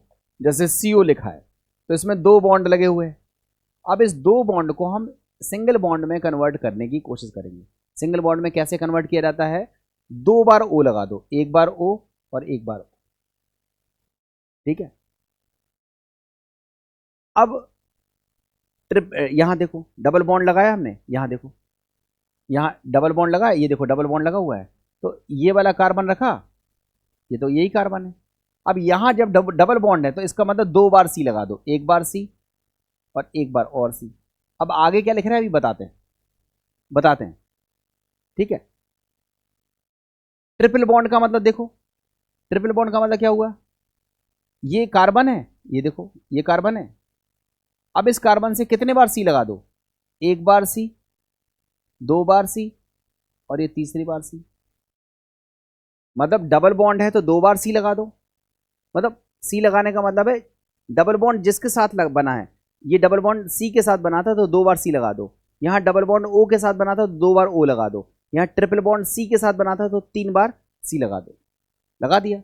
अब देखो ये C के साथ ट्रिपल बॉन्ड बना था, तो जो एक कार्बन है उसके साथ 3 बार एक्चुअल C लगाने पड़ेंगे। बाकी सबको H से सेटिस्फाइड करो। यहां देखो C के साथ 2 कार्बन तो आपने लगा दिए, मगर चूंकि डबल बॉन्ड है तो एक कार्बन से आपको क्या लगाने पड़ेंगे, 2 C लगाने पड़ेंगे। ऐसे देखो C डबल बॉन्ड O में C के साथ 2 O तो लगा दिए, मगर इस O के साथ आपको C लगाने पड़ेंगे। अब चूंकि O की वैलेंसी ही 2 होती है, एक बॉन्ड ये बना चुका है, इसलिए एक क्या लगा देंगे, C लगा देंगे। क्योंकि सर ये समझ में नहीं आया, रिलैक्स, कूल डाउन। आप पहले एकदम भड़बड़ाना नहीं है, आपको चीज़ें हम अप्लाई करके दिखाएंगे। ये एक्चुअली रूल होता है। अब इस रूल को समझने के लिए जब तक हमारे पास क्वेश्चंस नहीं होंगे तब तक हम इस रूल को लगा के नहीं बता पाएंगे, ठीक है। तो अभी आप केवल अपने दिमाग में बैठा लो कि सबसे पहले हम कायरल सेंटर को ढूंढेंगे, फिर हम देखेंगे कि उस कायरल सेंटर से कितने ग्रुप अटैच हैं, फिर हम उस ग्रुप को प्रायोरिटी देंगे। प्रायोरिटी किस रूल से देंगे, CIP रूल से देंगे। CIP रूल में क्या करते हैं, सबसे पहले एटॉमिक नंबर देखेंगे, जिसका एटॉमिक नंबर ज़्यादा उसका प्रायोरिटी ज़्यादा, जिसका एटॉमिक नंबर कम उसका प्रायोरिटी कम। कभी कभी ऐसा केस मिलता है कि 2-2 ग्रुप होते हैं जिसमें पहला एटम कॉमन होता है, तो जब पहला एटम कॉमन है तो दूसरे एटम को देखो, अगर दूसरा एटम कॉमन है तो तीसरे एटम को देखो। क्या देखो, उसका एटॉमिक नंबर, जिसका एटॉमिक नंबर ज़्यादा होगा उसकी प्रायोरिटी ज़्यादा होगी, जिसका एटॉमिक नंबर कम होगा उसकी प्रायोरिटी कम होगी। जनरली इतने से आपका काम हो जाएगा। बट कभी कभी ऐसा भी देखने के लिए मिलता है कि कभी हमारा ग्रुप ऐसा होता है जिसने या तो डबल बॉन्ड बनाया हुआ होता है या ट्रिपल बॉन्ड बनाया हुआ होता है। तो डबल बॉन्ड और ट्रिपल बॉन्ड को कैसे डिसाइड करते हैं कि इसकी प्रायोरिटी ज़्यादा होगी या कम होगी, उसके लिए तरीका क्या है, डबल बॉन्ड को सोच के चलो कि जैसे सी डबल बॉन्ड सी है तो इसका मतलब सी ने 2 कार्बन के साथ सिंगल बॉन्ड बनाए होंगे। डबल बॉन्ड है बट उसको इमेजिनरी तौर पर सोचा जाता है कि सी डबल बॉन्ड सी को हम कैसे सोचेंगे कि इस सी ने 2 कार्बन के साथ सिंगल बॉन्ड बनाए हैं। अगर सी ट्रिपल बॉन्ड सी है तो इसको कैसे सोचेंगे कि एक कार्बन ने 3 कार्बन के साथ सिंगल बॉन्ड बनाए हैं। अगर सी डबल बॉन्ड ओ है तो कैसे सोचेंगे, इस कार्बन ने 2 ऑक्सीजन के साथ क्या बनाए हैं, सिंगल बॉन्ड। डबल बॉन्ड है तो 2 से सिंगल बॉन्ड बनाए हैं, ट्रिपल बॉन्ड है तो 3 से सिंगल बॉन्ड बनाए हैं। इस तरह से हम सोचते हैं। तो सी ओ समझ में आया, सी एच समझ में आया, सी ट्रिपल बॉन्ड सी समझ में आया। फिर कुछ बच्चे कह रहे होंगे सर ये तो हमें समझ में आ गया, मगर सर आपने सी जोड़ दिया, इसका क्या मतलब है। इसका मतलब ये हुआ कि देखो 2 कार्बन, देखो इस कार्बन को 2 कार्बन से जोड़ दिया, बात समझ में आ गई। अब बताओ कार्बन की वैलेंसी होती है 4, तो इसका मतलब कार्बन से वैलेंसी सेटिस्फाई करने के लिए आपको क्या जोड़ना पड़ेगा, H। तो आप H जोड़ते हो, मगर H कहां जुड़ेगा, मेन कार्बन से नहीं जुड़ेगा। क्योंकि मेन कार्बन का मतलब जैसे ये सी डबल बॉन्ड सी था तो इस कार्बन से हमने 2 कार्बन जोड़े थे ना, इस कार्बन से कितने कार्बन जोड़े थे, 2, एक कार्बन और दूसरा कार्बन। तो जो मेन कार्बन था, मतलब जो पहले से लिखा हुआ था, जो कहते हैं मेन कार्बन, उस मेन कार्बन से हम H नहीं जोड़ते हैं, उस मेन कार्बन से हम क्या जोड़ते हैं, कार्बन ही जोड़ते हैं। तो आप बताओ उस मेन कार्बन में ऑलरेडी एक H मौजूद था तो एक H लगा रहने दो। बाकी कार्बन की वैलेंसी 4 करने के लिए आपको 2 बॉन्ड बनाने की जरूरत है, तो एक बॉन्ड में C लगा दो, एक बॉन्ड में C लगा दो। इसी तरह से देखो सी ट्रिपल बॉन्ड सी था, सी ट्रिपल बॉन्ड सी को हमने कैसे बताया था, इस कार्बन को 3 कार्बन के साथ अटैच कर दो, एक कार्बन, 2 कार्बन, 3 कार्बन। जो ये वाला कार्बन है ये मेन कार्बन है, इस मेन कार्बन के साथ देखो H तो था नहीं, जब H था नहीं तो इस मेन कार्बन के साथ हम क्या करेंगे, 3 क्या जोड़ देंगे, कार्बन को अटैच कर देंगे, 3 कार्बन जोड़ देंगे। जो मेन कार्बन है उसको हम कार्बन से ही सेटिस्फाइड करते हैं, या जिस एटम से वो जुड़ा हुआ रहता है उसी एटम से हम उसको सेटिस्फाई करने की कोशिश करते हैं। अभी क्वेश्चंस आएंगे तो आपको चीज़ें और अच्छी समझ में आ जाएंगी। खैर कैसे लिखते हैं ये आपको थोड़ा बहुत समझ में आया होगा। जैसे सी ट्रिपल बॉन्ड एन है तो इसको कैसे रिप्रेजेंट करेंगे, सी ने एन के साथ 3 बॉन्ड बना दिए तो ये सी एन का रिप्रेजेंटेशन हो जाएगा। अब इसमें जो रिप्रेजेंटेशन हमने आपको करके दिखा दिया, अब जब हम क्वेश्चंस कर रहे हैं तो आपको पता चल गया होगा। तो बच्चों सबसे पहला काम क्या देखा हमने, कायरल सेंटर ढूंढ लिया। दूसरा काम हमने क्या देखा, कायरल सेंटर से कौन से ग्रुप लगे हुए हैं वो देख लिए। तीसरा काम हमने क्या किया, कायरल सेंटर पर जो भी ग्रुप लगे हुए थे उनको हमने प्रायोरिटी दे दी। प्रायोरिटी कैसे दे दी, CIP रूल से दे दी। और जब प्रायोरिटी हम दे चुके हैं, अब आती है डिसाइड करने की बारी कि अब क्या होगा। तो हम लोग क्या देखते हैं कि हमारा जो प्रोजेक्शन है वो कौन सा है, क्या वो फिशर है या वो वेज डैश है। अगर हमारा फिशर प्रोजेक्शन है, पहले हम फिशर की बात करते हैं, तो हम क्या देखते हैं कि जो लीस्ट प्रायोरिटी ग्रुप है, लीस्ट प्रायोरिटी ग्रुप मतलब जिसको नंबर 4 मिला, भाई कार्बन की वैलेंसी 4 होती है तो किसी एक को 1 मिलेगी, किसी को 2 मिलेगी, किसी को 3 मिलेगी, किसी को 4 मिलेगी। तो जो लीस्ट प्रायोरिटी ग्रुप है उसको कहाँ होना चाहिए, हॉरिजॉन्टल लाइन पर, क्षैतिज रेखा पर। उस लीस्ट प्रायोरिटी ग्रुप को अगर अगर लीस्ट प्रायोरिटी ग्रुप क्षैतिज रेखा पर है तो आप लीस्ट प्रायोरिटी ग्रुप को छिपा लो। आप 1 2 3 को नंबर दो, 1 2 3 को नंबर दो, 1 2 3 को नंबर दो। 1 2 3 का नंबर जब दोगे तो या तो देखो ध्यान से सुनना, लीस्ट प्रायोरिटी ग्रुप कहीं भी हो, क्षैतिज रेखा पर हो, वर्टिकल लाइन पे हो, हॉरिजॉन्टल लाइन पे हो, कहीं पे भी हो, आप लीस्ट प्रायोरिटी ग्रुप को 2 मिनट के लिए भूल जाओ, 2 मिनट के लिए भूल जाओ कि लीस्ट प्रायोरिटी ग्रुप है ही नहीं। आप बाकी 1 2 3 को नंबरिंग दो। 1 2 3 को नंबर देने के बाद आप जब उसको चलोगे तो या तो आप क्लॉकवाइज चलोगे या एंटी क्लॉकवाइज चलोगे। अगर क्लॉकवाइज चलोगे तो आएगा आंसर R, अगर एंटी क्लॉकवाइज चलोगे तो आंसर आएगा S। और अगर least priority group horizontal line पर है तो जो भी आपका आंसर आएगा उसका रिवर्ट आंसर आपका फाइनल आंसर होगा। कैसे, आइए देखते हैं, आइए देखते हैं, करके देखते हैं। देखो क्वेश्चन देखो बहुत सरल है, बहुत सरल है, घबराना नहीं है। बस 2-4 मिनट आप सिंसियरिटी से देखो। क्वेश्चन है हमारा, assign the absolute configuration R और S to each chiral centre in the following compounds. ये कुछ कंपाउंड्स लिखे हुए आर एस बताना है। अब बच्चों ये देखो, ये हमारा सेंटर कैसा है कायरल, इसमें I का नंबर है 1, Br का नंबर है 2, Cl का नंबर है 3, H का नंबर है 4। अब आप 4 को छिपा लो। अब 1 2 3 में आप गोला बनाओ। 1 के बाद आ रहा है 2 और 2 के बाद आ रहा है 3। तो आप बताओ दिशा कैसी है, क्लॉकवाइज। क्लॉकवाइज का मतलब हमने क्या बताया, आर। तो इसका आंसर क्या होगा, आर। क्यों आर आंसर होगा, क्योंकि जो लीस्ट प्रायोरिटी ग्रुप है वो क्षैतिज रेखा क्षैतिज रेखा पर, हॉरिजॉन्टल लाइन पर नहीं है। तो अगर हमारा आंसर आया आर, तो यही हमारा आंसर होगा। अब आगे चेक कर लेते हैं दूसरे में। देखो ये हमारा है आई के लिए ग्रुप नंबर 1, नंबर 2, नंबर 3 और ये नंबर 4। 4 वाले को छिपा दो, वैसे भी क्षैतिज रेखा पर नहीं है। 1 के बाद आ रहा है 2 और 2 के बाद आ रहा है 3। दिशा देखो, घड़ी के विपरीत दिशा में चली गई। घड़ी के विपरीत दिशा में गई तो इसका आंसर क्या आएगा, एस। इसका आंसर क्या आएगा, एस। तो बच्चों देखो आर आंसर कब आएगा, जब रोटेशन कैसा हो, क्लॉकवाइज। एस आंसर कब आएगा, जब रोटेशन कैसा हो, एंटी क्लॉकवाइज। आइए देखते हैं कुछ क्वेश्चन और। इसमें देखो, ठीक है, इसका आंसर था आर और इसका आंसर था एस। इसमें देखो OH और OCS3 में अभी हल बताया। OCS3 को नंबर देंगे 1, OH को नंबर देंगे 2, NH2 को नंबर देंगे 3, H को नंबर देंगे 4।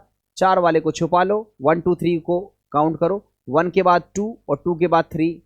आप खुद देखो, 1 के बाद 2, देखो ऐसे नहीं चलना, 1 के बाद 3 आ जाएगा, नहीं तो 1 के बाद 2 और 2 के बाद 3। तो आप बताओ, ये 4 तो छुपा लिया, 4 का तो कोई महत्व ही नहीं है। तो 1 के बाद 2, 2 के बाद 3, ये किस दिशा में जा रहा है, एंटी क्लॉकवाइज। और एंटी क्लॉकवाइज का मतलब मैंने आपको बताया था, इसका आंसर क्या हो जाएगा, एस। इसका आंसर क्या हो जाएगा, एस। यहां पर आओ, ये OH ग्रुप नंबर 1 हो गया। ये NHCS3 है, NN तो कॉमन है, HH कॉमन है, अगला CS3 है। ये ग्रुप नंबर हो गया 2, ये ग्रुप नंबर हो गया 3 और ये ग्रुप नंबर हो गया 4। अब देखो यहां पर इंटरेस्टिंग बात, यहां पर जो हमारा लीस्ट प्रायोरिटी ग्रुप है, जो नंबर 4 पर है, वो कहां पर है, क्षैतिज रेखा पर है। और जब क्षैतिज रेखा पर लीस्ट प्रायोरिटी ग्रुप होता है, तो जो भी हमारा आंसर आएगा उसका उल्टा आंसर लिखेंगे। अगर आर आएगा तो एस लिखेंगे, एस आएगा तो आर लिखेंगे। अब आर और एस कैसे आएगा, उसको आप छिपा लो। 4 को भूल जाओ। अब 4 को भूल जाओ तो आप बताओ, बोलोगे 1 के बाद 2, 2 के बाद 3, किस दिशा में जा रहा है, एंटी क्लॉकवाइज। एंटी क्लॉकवाइज का मतलब क्या होता है, एंटी क्लॉकवाइज का मतलब क्या होता है, एस। मगर चूंकि लीस्ट प्रायोरिटी ग्रुप कहां पर है, हॉरिजॉन्टल लाइन पर है, इसलिए आंसर एस नहीं होगा, इसका आंसर क्या होगा, आर। बस यही चीज सीखनी है आपको। सबसे पहले कायरल सेंटर से जितने भी ग्रुप लगे हुए हैं उन ग्रुप्स को प्रायोरिटी देनी है। प्रायोरिटी देने के बाद ये देखना है कि लीस्ट प्रायोरिटी ग्रुप कहाँ लगा है।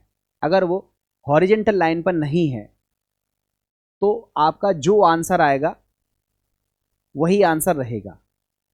अगर least priority group horizontal line पे है तो जो भी आपका आंसर आएगा उसका उल्टा आंसर फाइनल होगा। अब आंसर तक पहुंचने के लिए उल्टा तो बाद में करोगे, पहले कुछ आंसर तो आना चाहिए। उसके लिए आपको लीस्ट प्रायोरिटी ग्रुप छुपाना है। 1 2 3 को राउंड में लाना है। अब राउंड आपका क्लॉकवाइज होगा तो आप आर लिख दोगे, एंटी क्लॉकवाइज होगा तो उसको क्या लिख दोगे, एस। अब कुछ समझ में आने लगा होगा। अगर आने लगा है तो आइए क्वेश्चन देखते हैं। फिर से देखो, नया क्वेश्चन है हमारा। नए क्वेश्चन में देखो, ये OH है ग्रुप नंबर 1, फिर ट्राइटियम है ग्रुप नंबर 2, फिर ड्यूटीरियम है ये 3 और ये 4। 4 तो हॉरिजॉन्टल पे है नहीं है, तो 1 2 3 आप खुद देखो। 1 2 3 का मतलब कैसा हो गया, एंटी क्लॉकवाइज। और एंटी क्लॉकवाइज का मतलब क्या सिखाया था, एस। तो आपका आंसर भी क्या होगा, एस। यहां देखो, यहां OH तो ग्रुप नंबर 1 है, NH2 को ग्रुप नंबर 2 लेंगे। भाई O का परमाणु क्रमांक 8 है, इसका 7 है। अब बात आती है यहां देखो, ये ट्रिपल बॉन्ड है, यहां डबल बॉन्ड है। अब ट्रिपल बॉन्ड को तो आप ऐसे सोचो कि यहां देखो एक कार्बन, यहां दूसरा कार्बन और ये तीसरा कार्बन। यहाँ डबल बॉन्ड को कैसे सोचोगे, यहाँ एक कार्बन, यहाँ दूसरा कार्बन, तो आप बताओ पहला कार्बन कॉमन, दूसरा कार्बन, दूसरा कार्बन, तीसरा कार्बन, तीसरा कार्बन, चौथा यहाँ क्या है H और यहाँ पर क्या है कार्बन। तो आप बताओ कार्बन की प्रायोरिटी ज्यादा होती है ना, कार्बन का परमाणु क्रमांक ज्यादा है, तो ये वाले ग्रुप को प्रायोरिटी क्या मिलेगी, ज्यादा, और ज्यादा प्रायोरिटी मतलब 3, और इसको प्रायोरिटी ग्रुप नंबर कौन सा हो जाएगा, 4। समझ में आया? अगर समझ में नहीं आया तो रिलैक्स होकर के थोड़ा सा आप हमारी बात को समझो। देखो थोड़ा सा हमारी बात को समझो, आपको चीज़ें समझ में आएंगी, मगर आप समझने की कोशिश करोगे तभी समझ में आएंगी, नहीं तो समझ में नहीं आएंगी। आप केवल इतनी सी बात बताओ हमें कि इसका परमाणु क्रमांक ज़्यादा है, ये ग्रुप नंबर 1, इसका ग्रुप नंबर 2, यहाँ तो बात समझ में आ गई। अब यहाँ ट्रिपल बॉन्ड है और डबल बॉन्ड है। ट्रिपल बॉन्ड और डबल बॉन्ड को मैंने क्या बताया था कि आपको कैसे सोचना है। ट्रिपल बॉन्ड का मतलब 3 बार सिंगल बॉन्ड बना दो। तो आप बताओ इस कार्बन ने 1 बार सिंगल बॉन्ड बनाया, 2 बार सिंगल बॉन्ड बनाया, 3 बार, और इस वाले कार्बन ने डबल बॉन्ड बनाया, मतलब 1 बार सिंगल बॉन्ड बनाया, 2 बार सिंगल बॉन्ड बनाया। तो आप बताओ प्रायोरिटी कैसे देते हो, पहले पहला एटम देखोगे कॉमन, फिर दूसरा एटम देखोगे कॉमन, फिर तीसरा एटम देखोगे कॉमन, मगर जब हम चौथा एटम देखेंगे तो यहाँ क्या है H, यहाँ क्या है H, और यहाँ कौन है C। अब C और H में किसका परमाणु क्रमांक ज्यादा होता है, C का, तो ये वाला ग्रुप नंबर हो गया 3 और ये वाला ग्रुप नंबर हो गया 4। अब 2 मिनट के लिए 4 को तो भूल जाओ, 4 को तो 2 मिनट के लिए भूल जाओ। आप बताओ राउंड लेगो तो क्या चलेगा, 1 2 3 1 2 3 1 2 3, anti clockwise, anti clockwise, anti clockwise का मतलब S होता है, मगर जब least priority group horizontal line पर है तो S की जगह आंसर क्या आएगा, R। तो ये हमारा फाइनल आंसर होगा। इस तरह से R और S को असाइन किया जाता है। हमें लगता है कि R और S आपको समझ में आ गया होगा। अगर अभी भी नहीं आया है तो कुछ क्वेश्चंस मैंने और लिख रखे हैं, आप इन क्वेश्चंस को ध्यान से देखो और करने की खुद से कोशिश करो। जब तक आप खुद से नहीं करोगे तब तक आपको चीज़ें समझ में नहीं आएंगी। ठीक है, देखो ये OH है, ये तो नंबर 1 हो गया। अब यहाँ देखो डबल बॉन्ड है, तो इसका मतलब एक कार्बन और यहाँ पर दूसरा कार्बन, यही हो गया। अब आप बताओ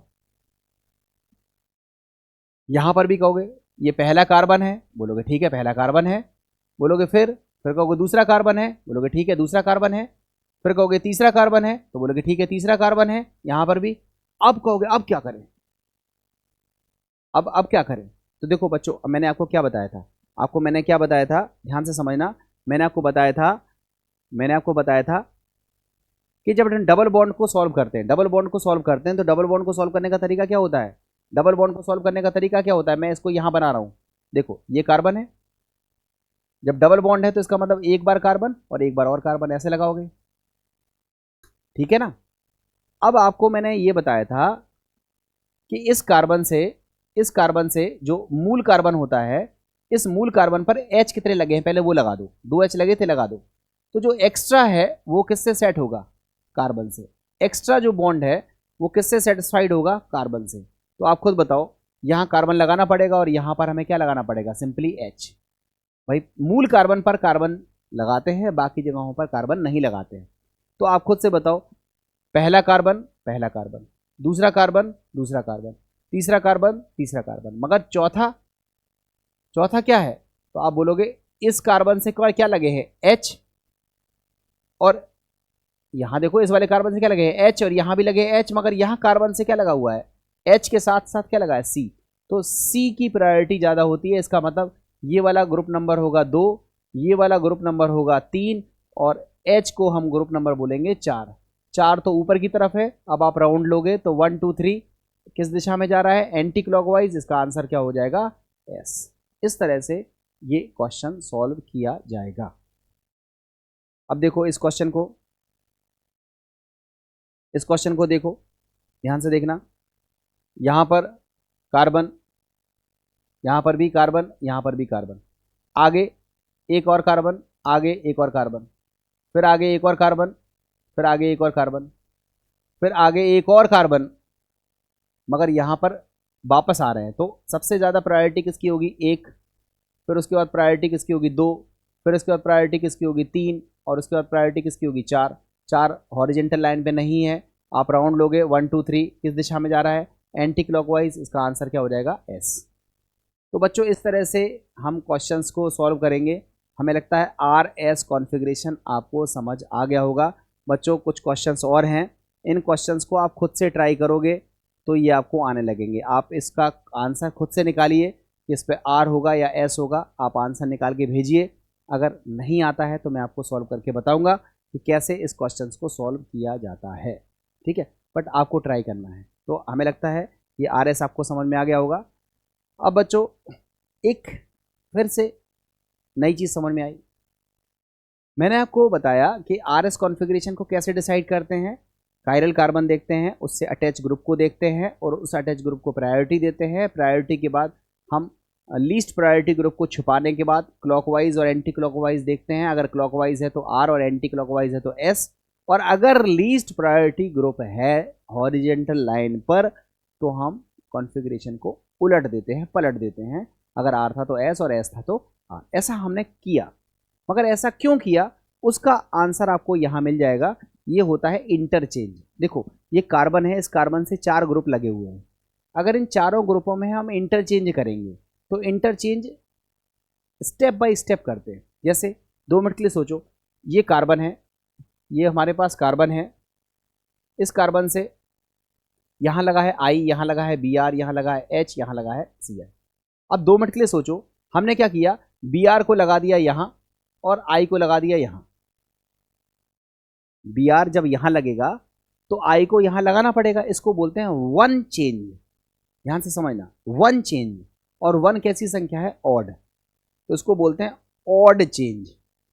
अब 2 मिनट के लिए सोचो, अगर हमने Br को यहाँ लगा दिया, I को यहाँ लगा दिया, Br यहाँ आ गया, I यहाँ आ गया, बाकी को कुछ भी टच नहीं किया, बाकी जैसा था वैसा ही है। तो अगर ऐसा किया तो ऐसा करने से कॉन्फ़िगरेशन पे क्या अंतर पड़ा, थोड़ा सा चेक करो।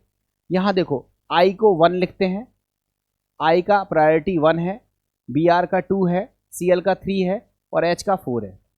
अब H तो डाउन साइड है, हॉरिजेंटल लाइन पे नहीं है, तो सिंपली आप इसको क्लॉकवाइज घुमाओगे और जब क्लॉकवाइज घुमाओगे तो इसका जो आंसर है वो क्या आएगा, R। इसका जो आंसर आएगा वो क्या आएगा, R। बताओ ये जो कंपाउंड है इसका कॉन्फ़िगरेशन क्या है, हमारा R है। अब हमने कहा अगर हम ऑड चेंज करते हैं, ऑड चेंज का मतलब है 1 चेंज करो, 3 चेंज करो, 5 चेंज करो, इसको बोलते हैं ऑड चेंज। अगर हम ऑड चेंज करते हैं तो क्या हुआ, चेक करो, इसको 1, इसको 2, इसको 3 और इसको 4। ये तो 4 डाउन साइड है, हॉरिजेंटल लाइन पे नहीं है, इसको सिंपली घुमाओ। आप कहोगे सर ये तो एंटी क्लॉकवाइज घूम गया, ये तो एंटी क्लॉकवाइज घूम गया, और एंटी क्लॉकवाइज घूम गया तो इसका मतलब कॉन्फ़िगरेशन क्या हो गया, S। तो अगर ऑड चेंजेस होते हैं तो कॉन्फ़िगरेशन रिवर्ट हो जाता है। R था तो S, S था तो R। Odd changes.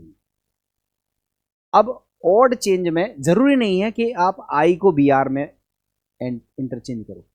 आप चाहते तो Cl को यहां लगा देते, Br को यहां लगा देते, मगर एक ही चेंज करना है। चाहे ये कर लो, चाहे ये कर लो, चाहे इनको चेंज कर लो, कोई भी एक चेंज कर लो। अब अगर आपको एक नहीं करना है तो 3 करो, I को यहां, Br को यहां, फिर H को यहां, Cl को यहां, फिर जो I यहां आ गया था उसको यहां, और यहां जो ग्रुप लगा था उसको यहां, 3 बार चेंज करो। तो एक से जो आंसर आएगा वही आंसर 3 से आएगा, वही आंसर 5 से आएगा, वही आंसर 7 से आएगा।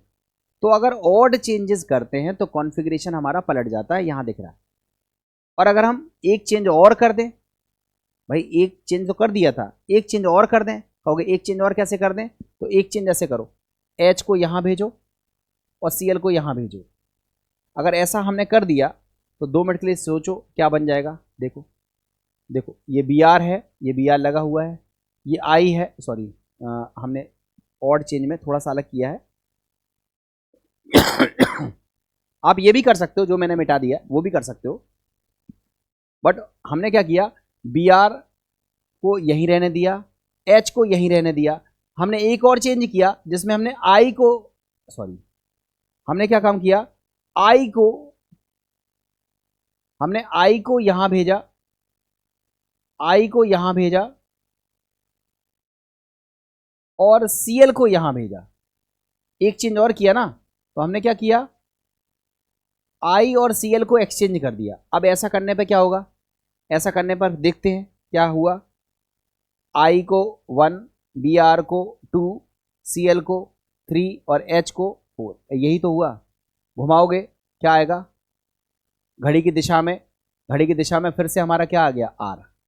तो हमारा निष्कर्ष क्या हुआ कि अगर ऑड चेंजेस करते हैं तो कॉन्फ़िगरेशन पलट जाता है, और इवन चेंजेस करते हैं, सम संख्या में चेंजेस करते हैं तो कॉन्फ़िगरेशन कैसा रहता है, सेम रहता है। तो कॉन्फ़िगरेशन कैसे बदलता है, कैसे चेंज होता है, ये आपको दिखने लगा। अब आपके दिमाग में हमेशा बना लो कि अगर हमारे पास कोई कंपाउंड है, उसका स्ट्रक्चर दिया है और हमसे पूछा है कि R है या S है, तो R है या S है, इसका पता कैसे लगेगा, इसका पता कैसे लगेगा। तो आप कहोगे सर सरल तो है, सारे ग्रुप को प्रायोरिटी दे दो, और सारे ग्रुप को प्रायोरिटी देने के बाद आप घुमा दो, क्लॉकवाइज है या एंटी क्लॉकवाइज है, क्लॉकवाइज है तो R, एंटी क्लॉकवाइज है S। अगर वो least priority group horizontal line पर है तो जो हमारा आंसर है वो उसको पलट दो। ठीक है, आपने पलट दिया, आंसर आ गया। फिर कहोगे सर आपने ये क्यों बता दिया, ये क्यों बता दिया, इसको बताने से हमारा क्या फायदा, इसको क्यों बता दिया, इसको क्यों बता दिया, इसको देखो अगली स्लाइड में आपको इसका आंसर भी मिल जाएगा। जैसे जैसे आपसे पूछा कि RS कॉन्फ़िगरेशन बताओ, RS कॉन्फ़िगरेशन बताओ कि R है या S है, कहोगे सर बता देंगे, 1 मिनट लगेगा। कैसे बताओगे, आप बोलोगे OH को 1 दे दो, NH2 को 2 दे दो, CH3 को 3 दे दो, H को 4 दे दो, 4 हॉरिजेंटल लाइन पे है, बाद में देखते हैं, फिलहाल 1 2 3 क्लॉकवाइज जा रहा है, क्लॉकवाइज जा रहा है, क्लॉकवाइज जा रहा है, मीन्स R होगा, और हॉरिजेंटल लाइन पे लीस्ट प्रायोरिटी ग्रुप है, तो इसका आंसर क्या हो जाएगा, S। कहोगे सर बढ़िया, बिल्कुल सही, वेरी गुड, आंसर आ गया। हमने कहा चलो इसको बताओ। आपको सर इसमें क्या करें, ये तो फिशर प्रोजेक्शन था, खटाक से कर दिया।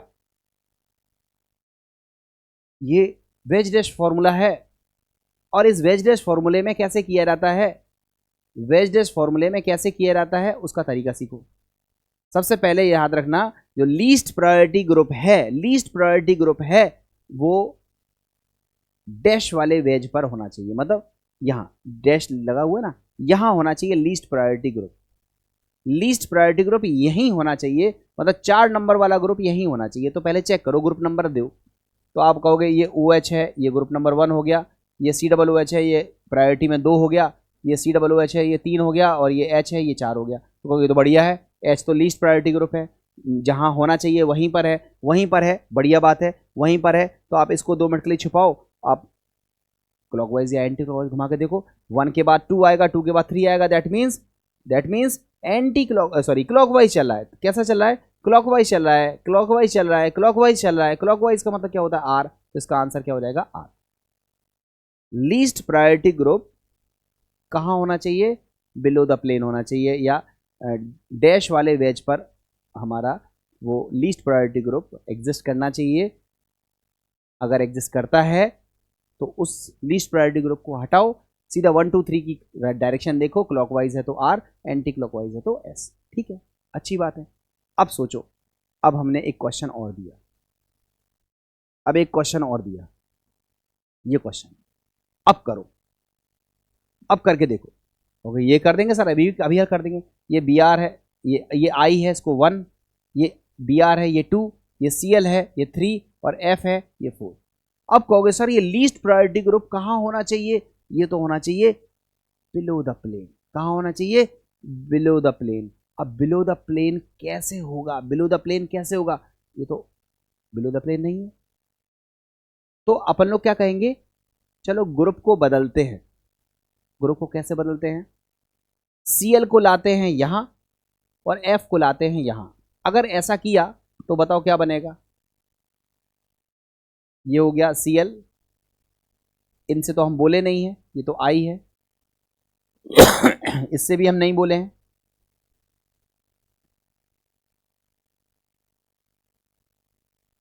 ये क्या हो गया Br, और इससे हम बोल लिए हैं, यहां क्या हो गया F। आपका काम तो बन गया, आपका काम तो बन गया। जो लीस्ट प्रायोरिटी ग्रुप है देखो वो डॉटेड लाइन पे आ गया।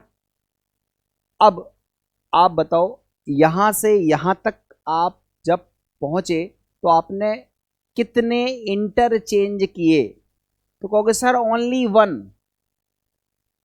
Cl को यहाँ ले गए, F को यहाँ ले गए, तो एक ही तो चेंज किया। और आपको पता है एक चेंज करते हैं, ऑड चेंज करते हैं, तो हमारा जो कॉन्फ़िगरेशन है वो पलट जाता है। तो आप बताओ इसका कॉन्फ़िगरेशन क्या है, तो आप बोलोगे 1, इसको बोलोगे 2, इसको बोलोगे 3। तो आप बताओ 1 2 3 कैसा जा रहा है, एंटी क्लॉकवाइज। एंटी क्लॉकवाइज का मतलब इसका कॉन्फ़िगरेशन क्या है, S। तो आप बताओ ये 1 इंटरचेंज के बाद मिला है, अगर ये S है तो इसका कॉन्फ़िगरेशन क्या हो जाएगा, R। तो आपको पता चल गया होगा लीस्ट प्रायोरिटी ग्रुप डैश वाले वेज पर होना चाहिए। अगर है तो 1 2 3 पे रोटेट कर लो, क्लॉकवाइज है तो R, एंटी क्लॉकवाइज है तो S। और अगर डॉटेड वाले वेज पर लीस्ट प्रायोरिटी ग्रुप नहीं है तो फिर इंटरचेंज करो।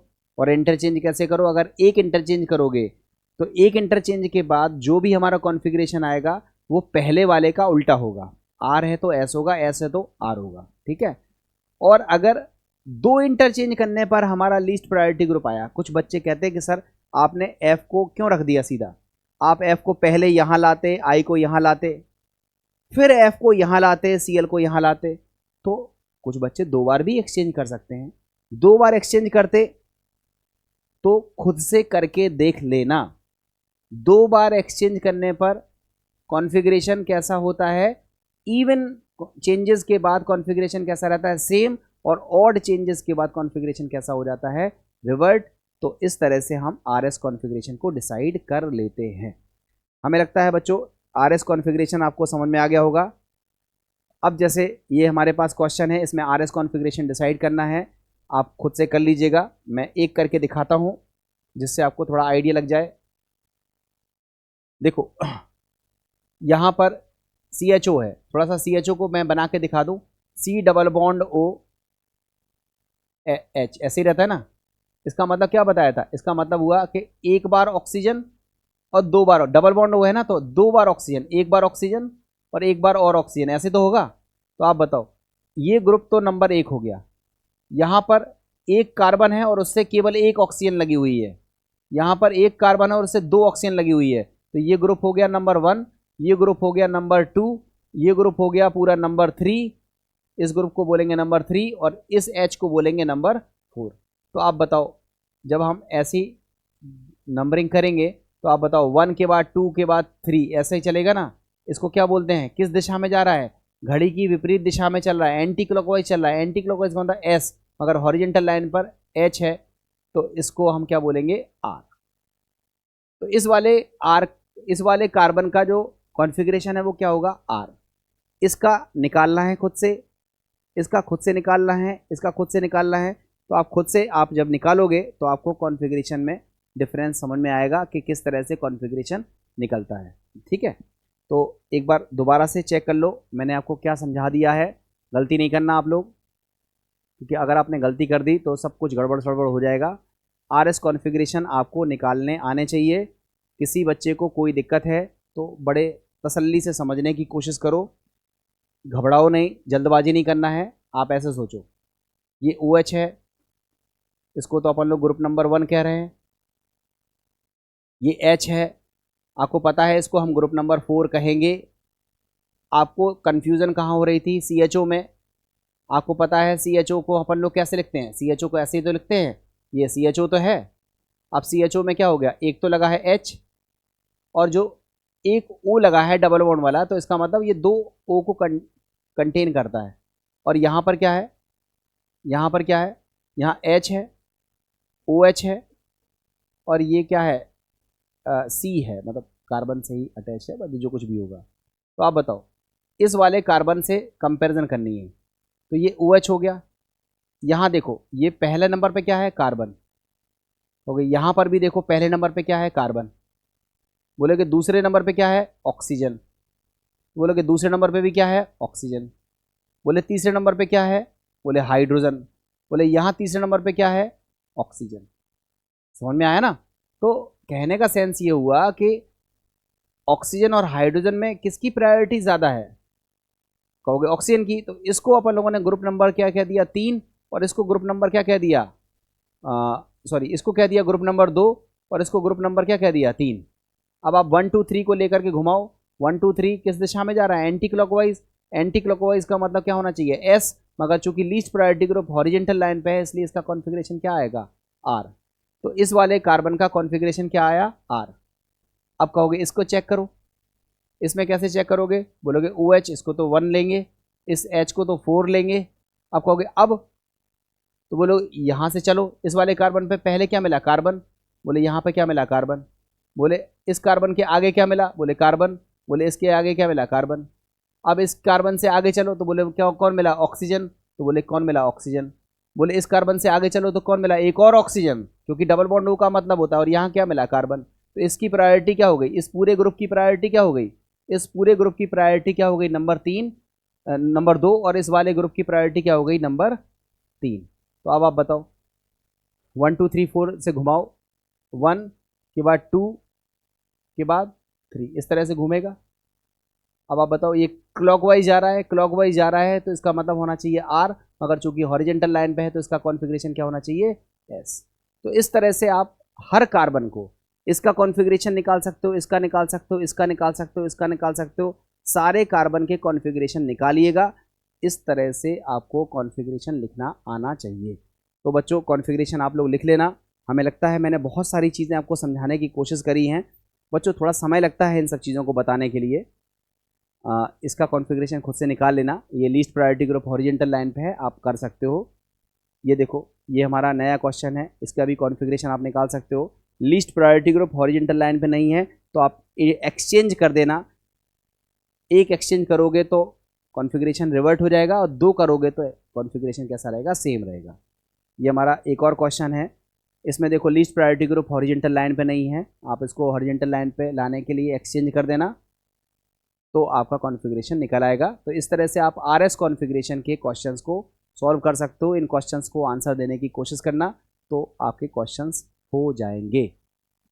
ये देखो सेम क्वेश्चन है, least priority group horizontal line पे है तो कॉन्फ़िगरेशन जो होगा वही होगा। इस तरह से इन क्वेश्चंस को भी सॉल्व कीजिएगा।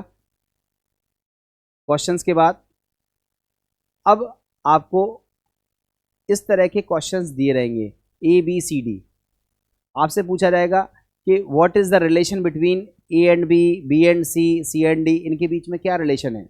तो रिलेशन को कैसे फाइंड आउट करते हैं, उसके लिए आपको क्या निकालना है आर एस कॉन्फ़िगरेशन निकालना है।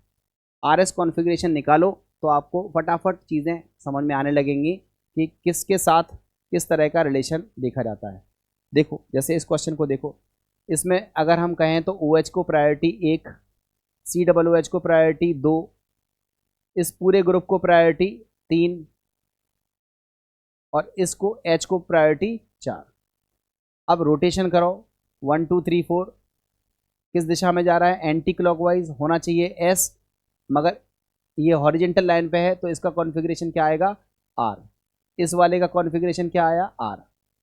अब यहाँ को चेक करो, यहाँ पर कॉन्फ़िगरेशन क्या आएगा, तो ये हो गया 1, ये हो गया 2 और ये पूरा ग्रुप हो गया 3 और ये एच हो गया हमारा 4। अब घुमाओ, घुमाने के बाद क्या मिलेगा, घुमाने के बाद देखो 1 2, ये किस दिशा में जा रहा है क्लॉकवाइज, क्लॉकवाइज दिशा में जा रहा है तो इसका मतलब होगा आर, मगर इसका कॉन्फ़िगरेशन क्या हो जाएगा एस। तो ये हो गया एस, एक आर है और एक क्या है एस है। अब यही चीज़ आप इसमें चेक करो, इसमें चेक करके देखो, ये 1, ये 2,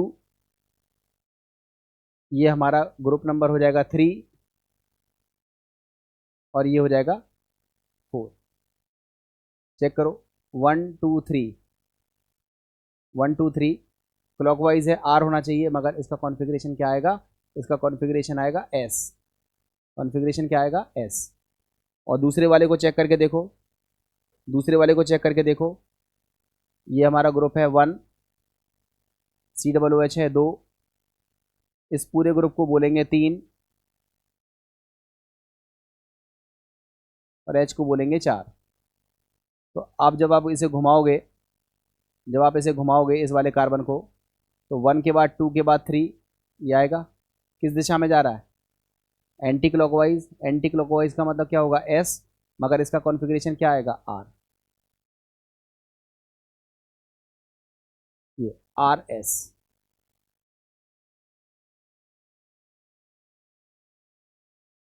one two three, anti clockwise मतलब एस, ये आर। हाँ ठीक है। यहाँ देखो, अगले वाले में भी निकालना, अगले वाले में भी निकालना। अब देखो बच्चों, इसको कैसे सॉल्व करते हैं। जो रिलेशनशिप पूछ रहा है वो बेसिकली आपसे रिलेशनशिप में क्या पूछ रहा है कि ए और बी कौन है, एनेंशियोमर्स हैं या डायस्टीरियोमर्स हैं। आपको इस क्वेश्चंस के आंसर्स के बारे में निकालने के लिए पूछा जा रहा है कि कौन एनेंशियोमर है, कौन डायस्टीरियोमर है। इस तरह की चीज़ पूछी जा रही है। तो आपको क्या देखना है, जैसे ये आर है, ये एस हो गया, ये एस है, तो ये क्या हो गया? आर हो गया। तो कॉन्फ़िगरेशन पलट गया। ध्यान से समझना, कॉन्फ़िगरेशन कैसा हो गया? हमारा पलट गया। मगर इस कंपाउंड्स में आप खुद से देखो कि ये जो स्ट्रक्चर्स बने हुए हैं, ये एक दूसरे की क्या है? मिरर इमेज है। ध्यान से समझना बच्चों, ये देखो एक दूसरे की क्या है? मिरर इमेज है। और मिरर इमेज के साथ साथ इसमें देखो प्लेन ऑफ सिमेट्री भी पाई जा रही है। तो ये मीसो टाइप कंपाउंड्स हैं, तो ये एक दूसरे के क्या कहलाएंगे? डायस्टीरियोमर्स कहलाएंगे। तो बच्चों आज की क्लास जो है वो हमारी थोड़ी सी ज़्यादा एक्सटेंड कर रही है। इन क्वेश्चंस में थोड़ा सा समय लगेगा। ये तीन चार क्वेश्चंस हैं जो मैंने आपके लिए बहुत स्पेशली बनाए हुए हैं, जिससे आपको आपके डायस्टीरियोमर्स, एनेंशियोमर्स, आइडेंटिकल कंपाउंड्स, इनको पहचानने में बहुत आसानी होने वाली है। और आसानी आपको तभी लगेगी जब आपको कॉन्फ़िगरेशन प्रॉपर तरीके से आते होंगे।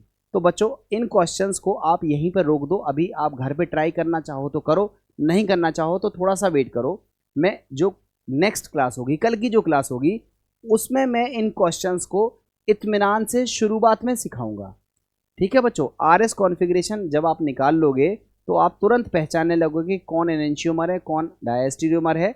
देखो एक क्वेश्चन ये है, एक क्वेश्चन ये है जिसमें रिलेशनशिप बताना है, और एक क्वेश्चन ये है। तीन बड़े प्यारे क्वेश्चन है, और इन तीनों क्वेश्चंस को करने के बाद आपका कॉन्सेप्ट कंप्लीटली क्लियर हो जाएगा। और इसके साथ मैं आपको कन्फॉर्मेशनल आइसोमरिज्म के बारे में भी डिस्कस करूंगा कल की क्लास में। तो मुझे लगता है आज की क्लास में आपको इतनी चीज़ें प्रॉपर समझ में आ गई होंगी। सभी बच्चे इसका प्रैक्टिस करो। जितने क्वेश्चंस मैंने छोड़े हुए हैं, जो नहीं कराए हैं, उन क्वेश्चंस को करने की कोशिश करो। और ये 2-4 क्वेश्चंस हैं, इनके लिए थोड़ा सा वेट करो। कल की क्लास में मैं इन क्वेश्चंस को करने का तरीका प्रॉपर तरीके से डिस्कस करूंगा, तो आपको ये चीज़ें और भी बढ़िया समझ में आ जाएंगी। तो उम्मीद कर रहा हूँ आपको आज की क्लास अच्छी लगी होगी। कमेंट करके ज़रूर बताइएगा, और कोई दिक्कत हो तो पर्सनली व्हाट्सएप कर सकते हैं, पूछ सकते हैं, ग्रुप में क्वेश्चंस पूछ सकते हैं, कमेंट में क्वेश्चन पूछ सकते हैं। डू माय बेस्ट, कोशिश करूँगा कि आपको उत्तर देने की और आपको बेहतर समझाने की। ठीक है, तो आज के लिए इतना ही। Thank you very much.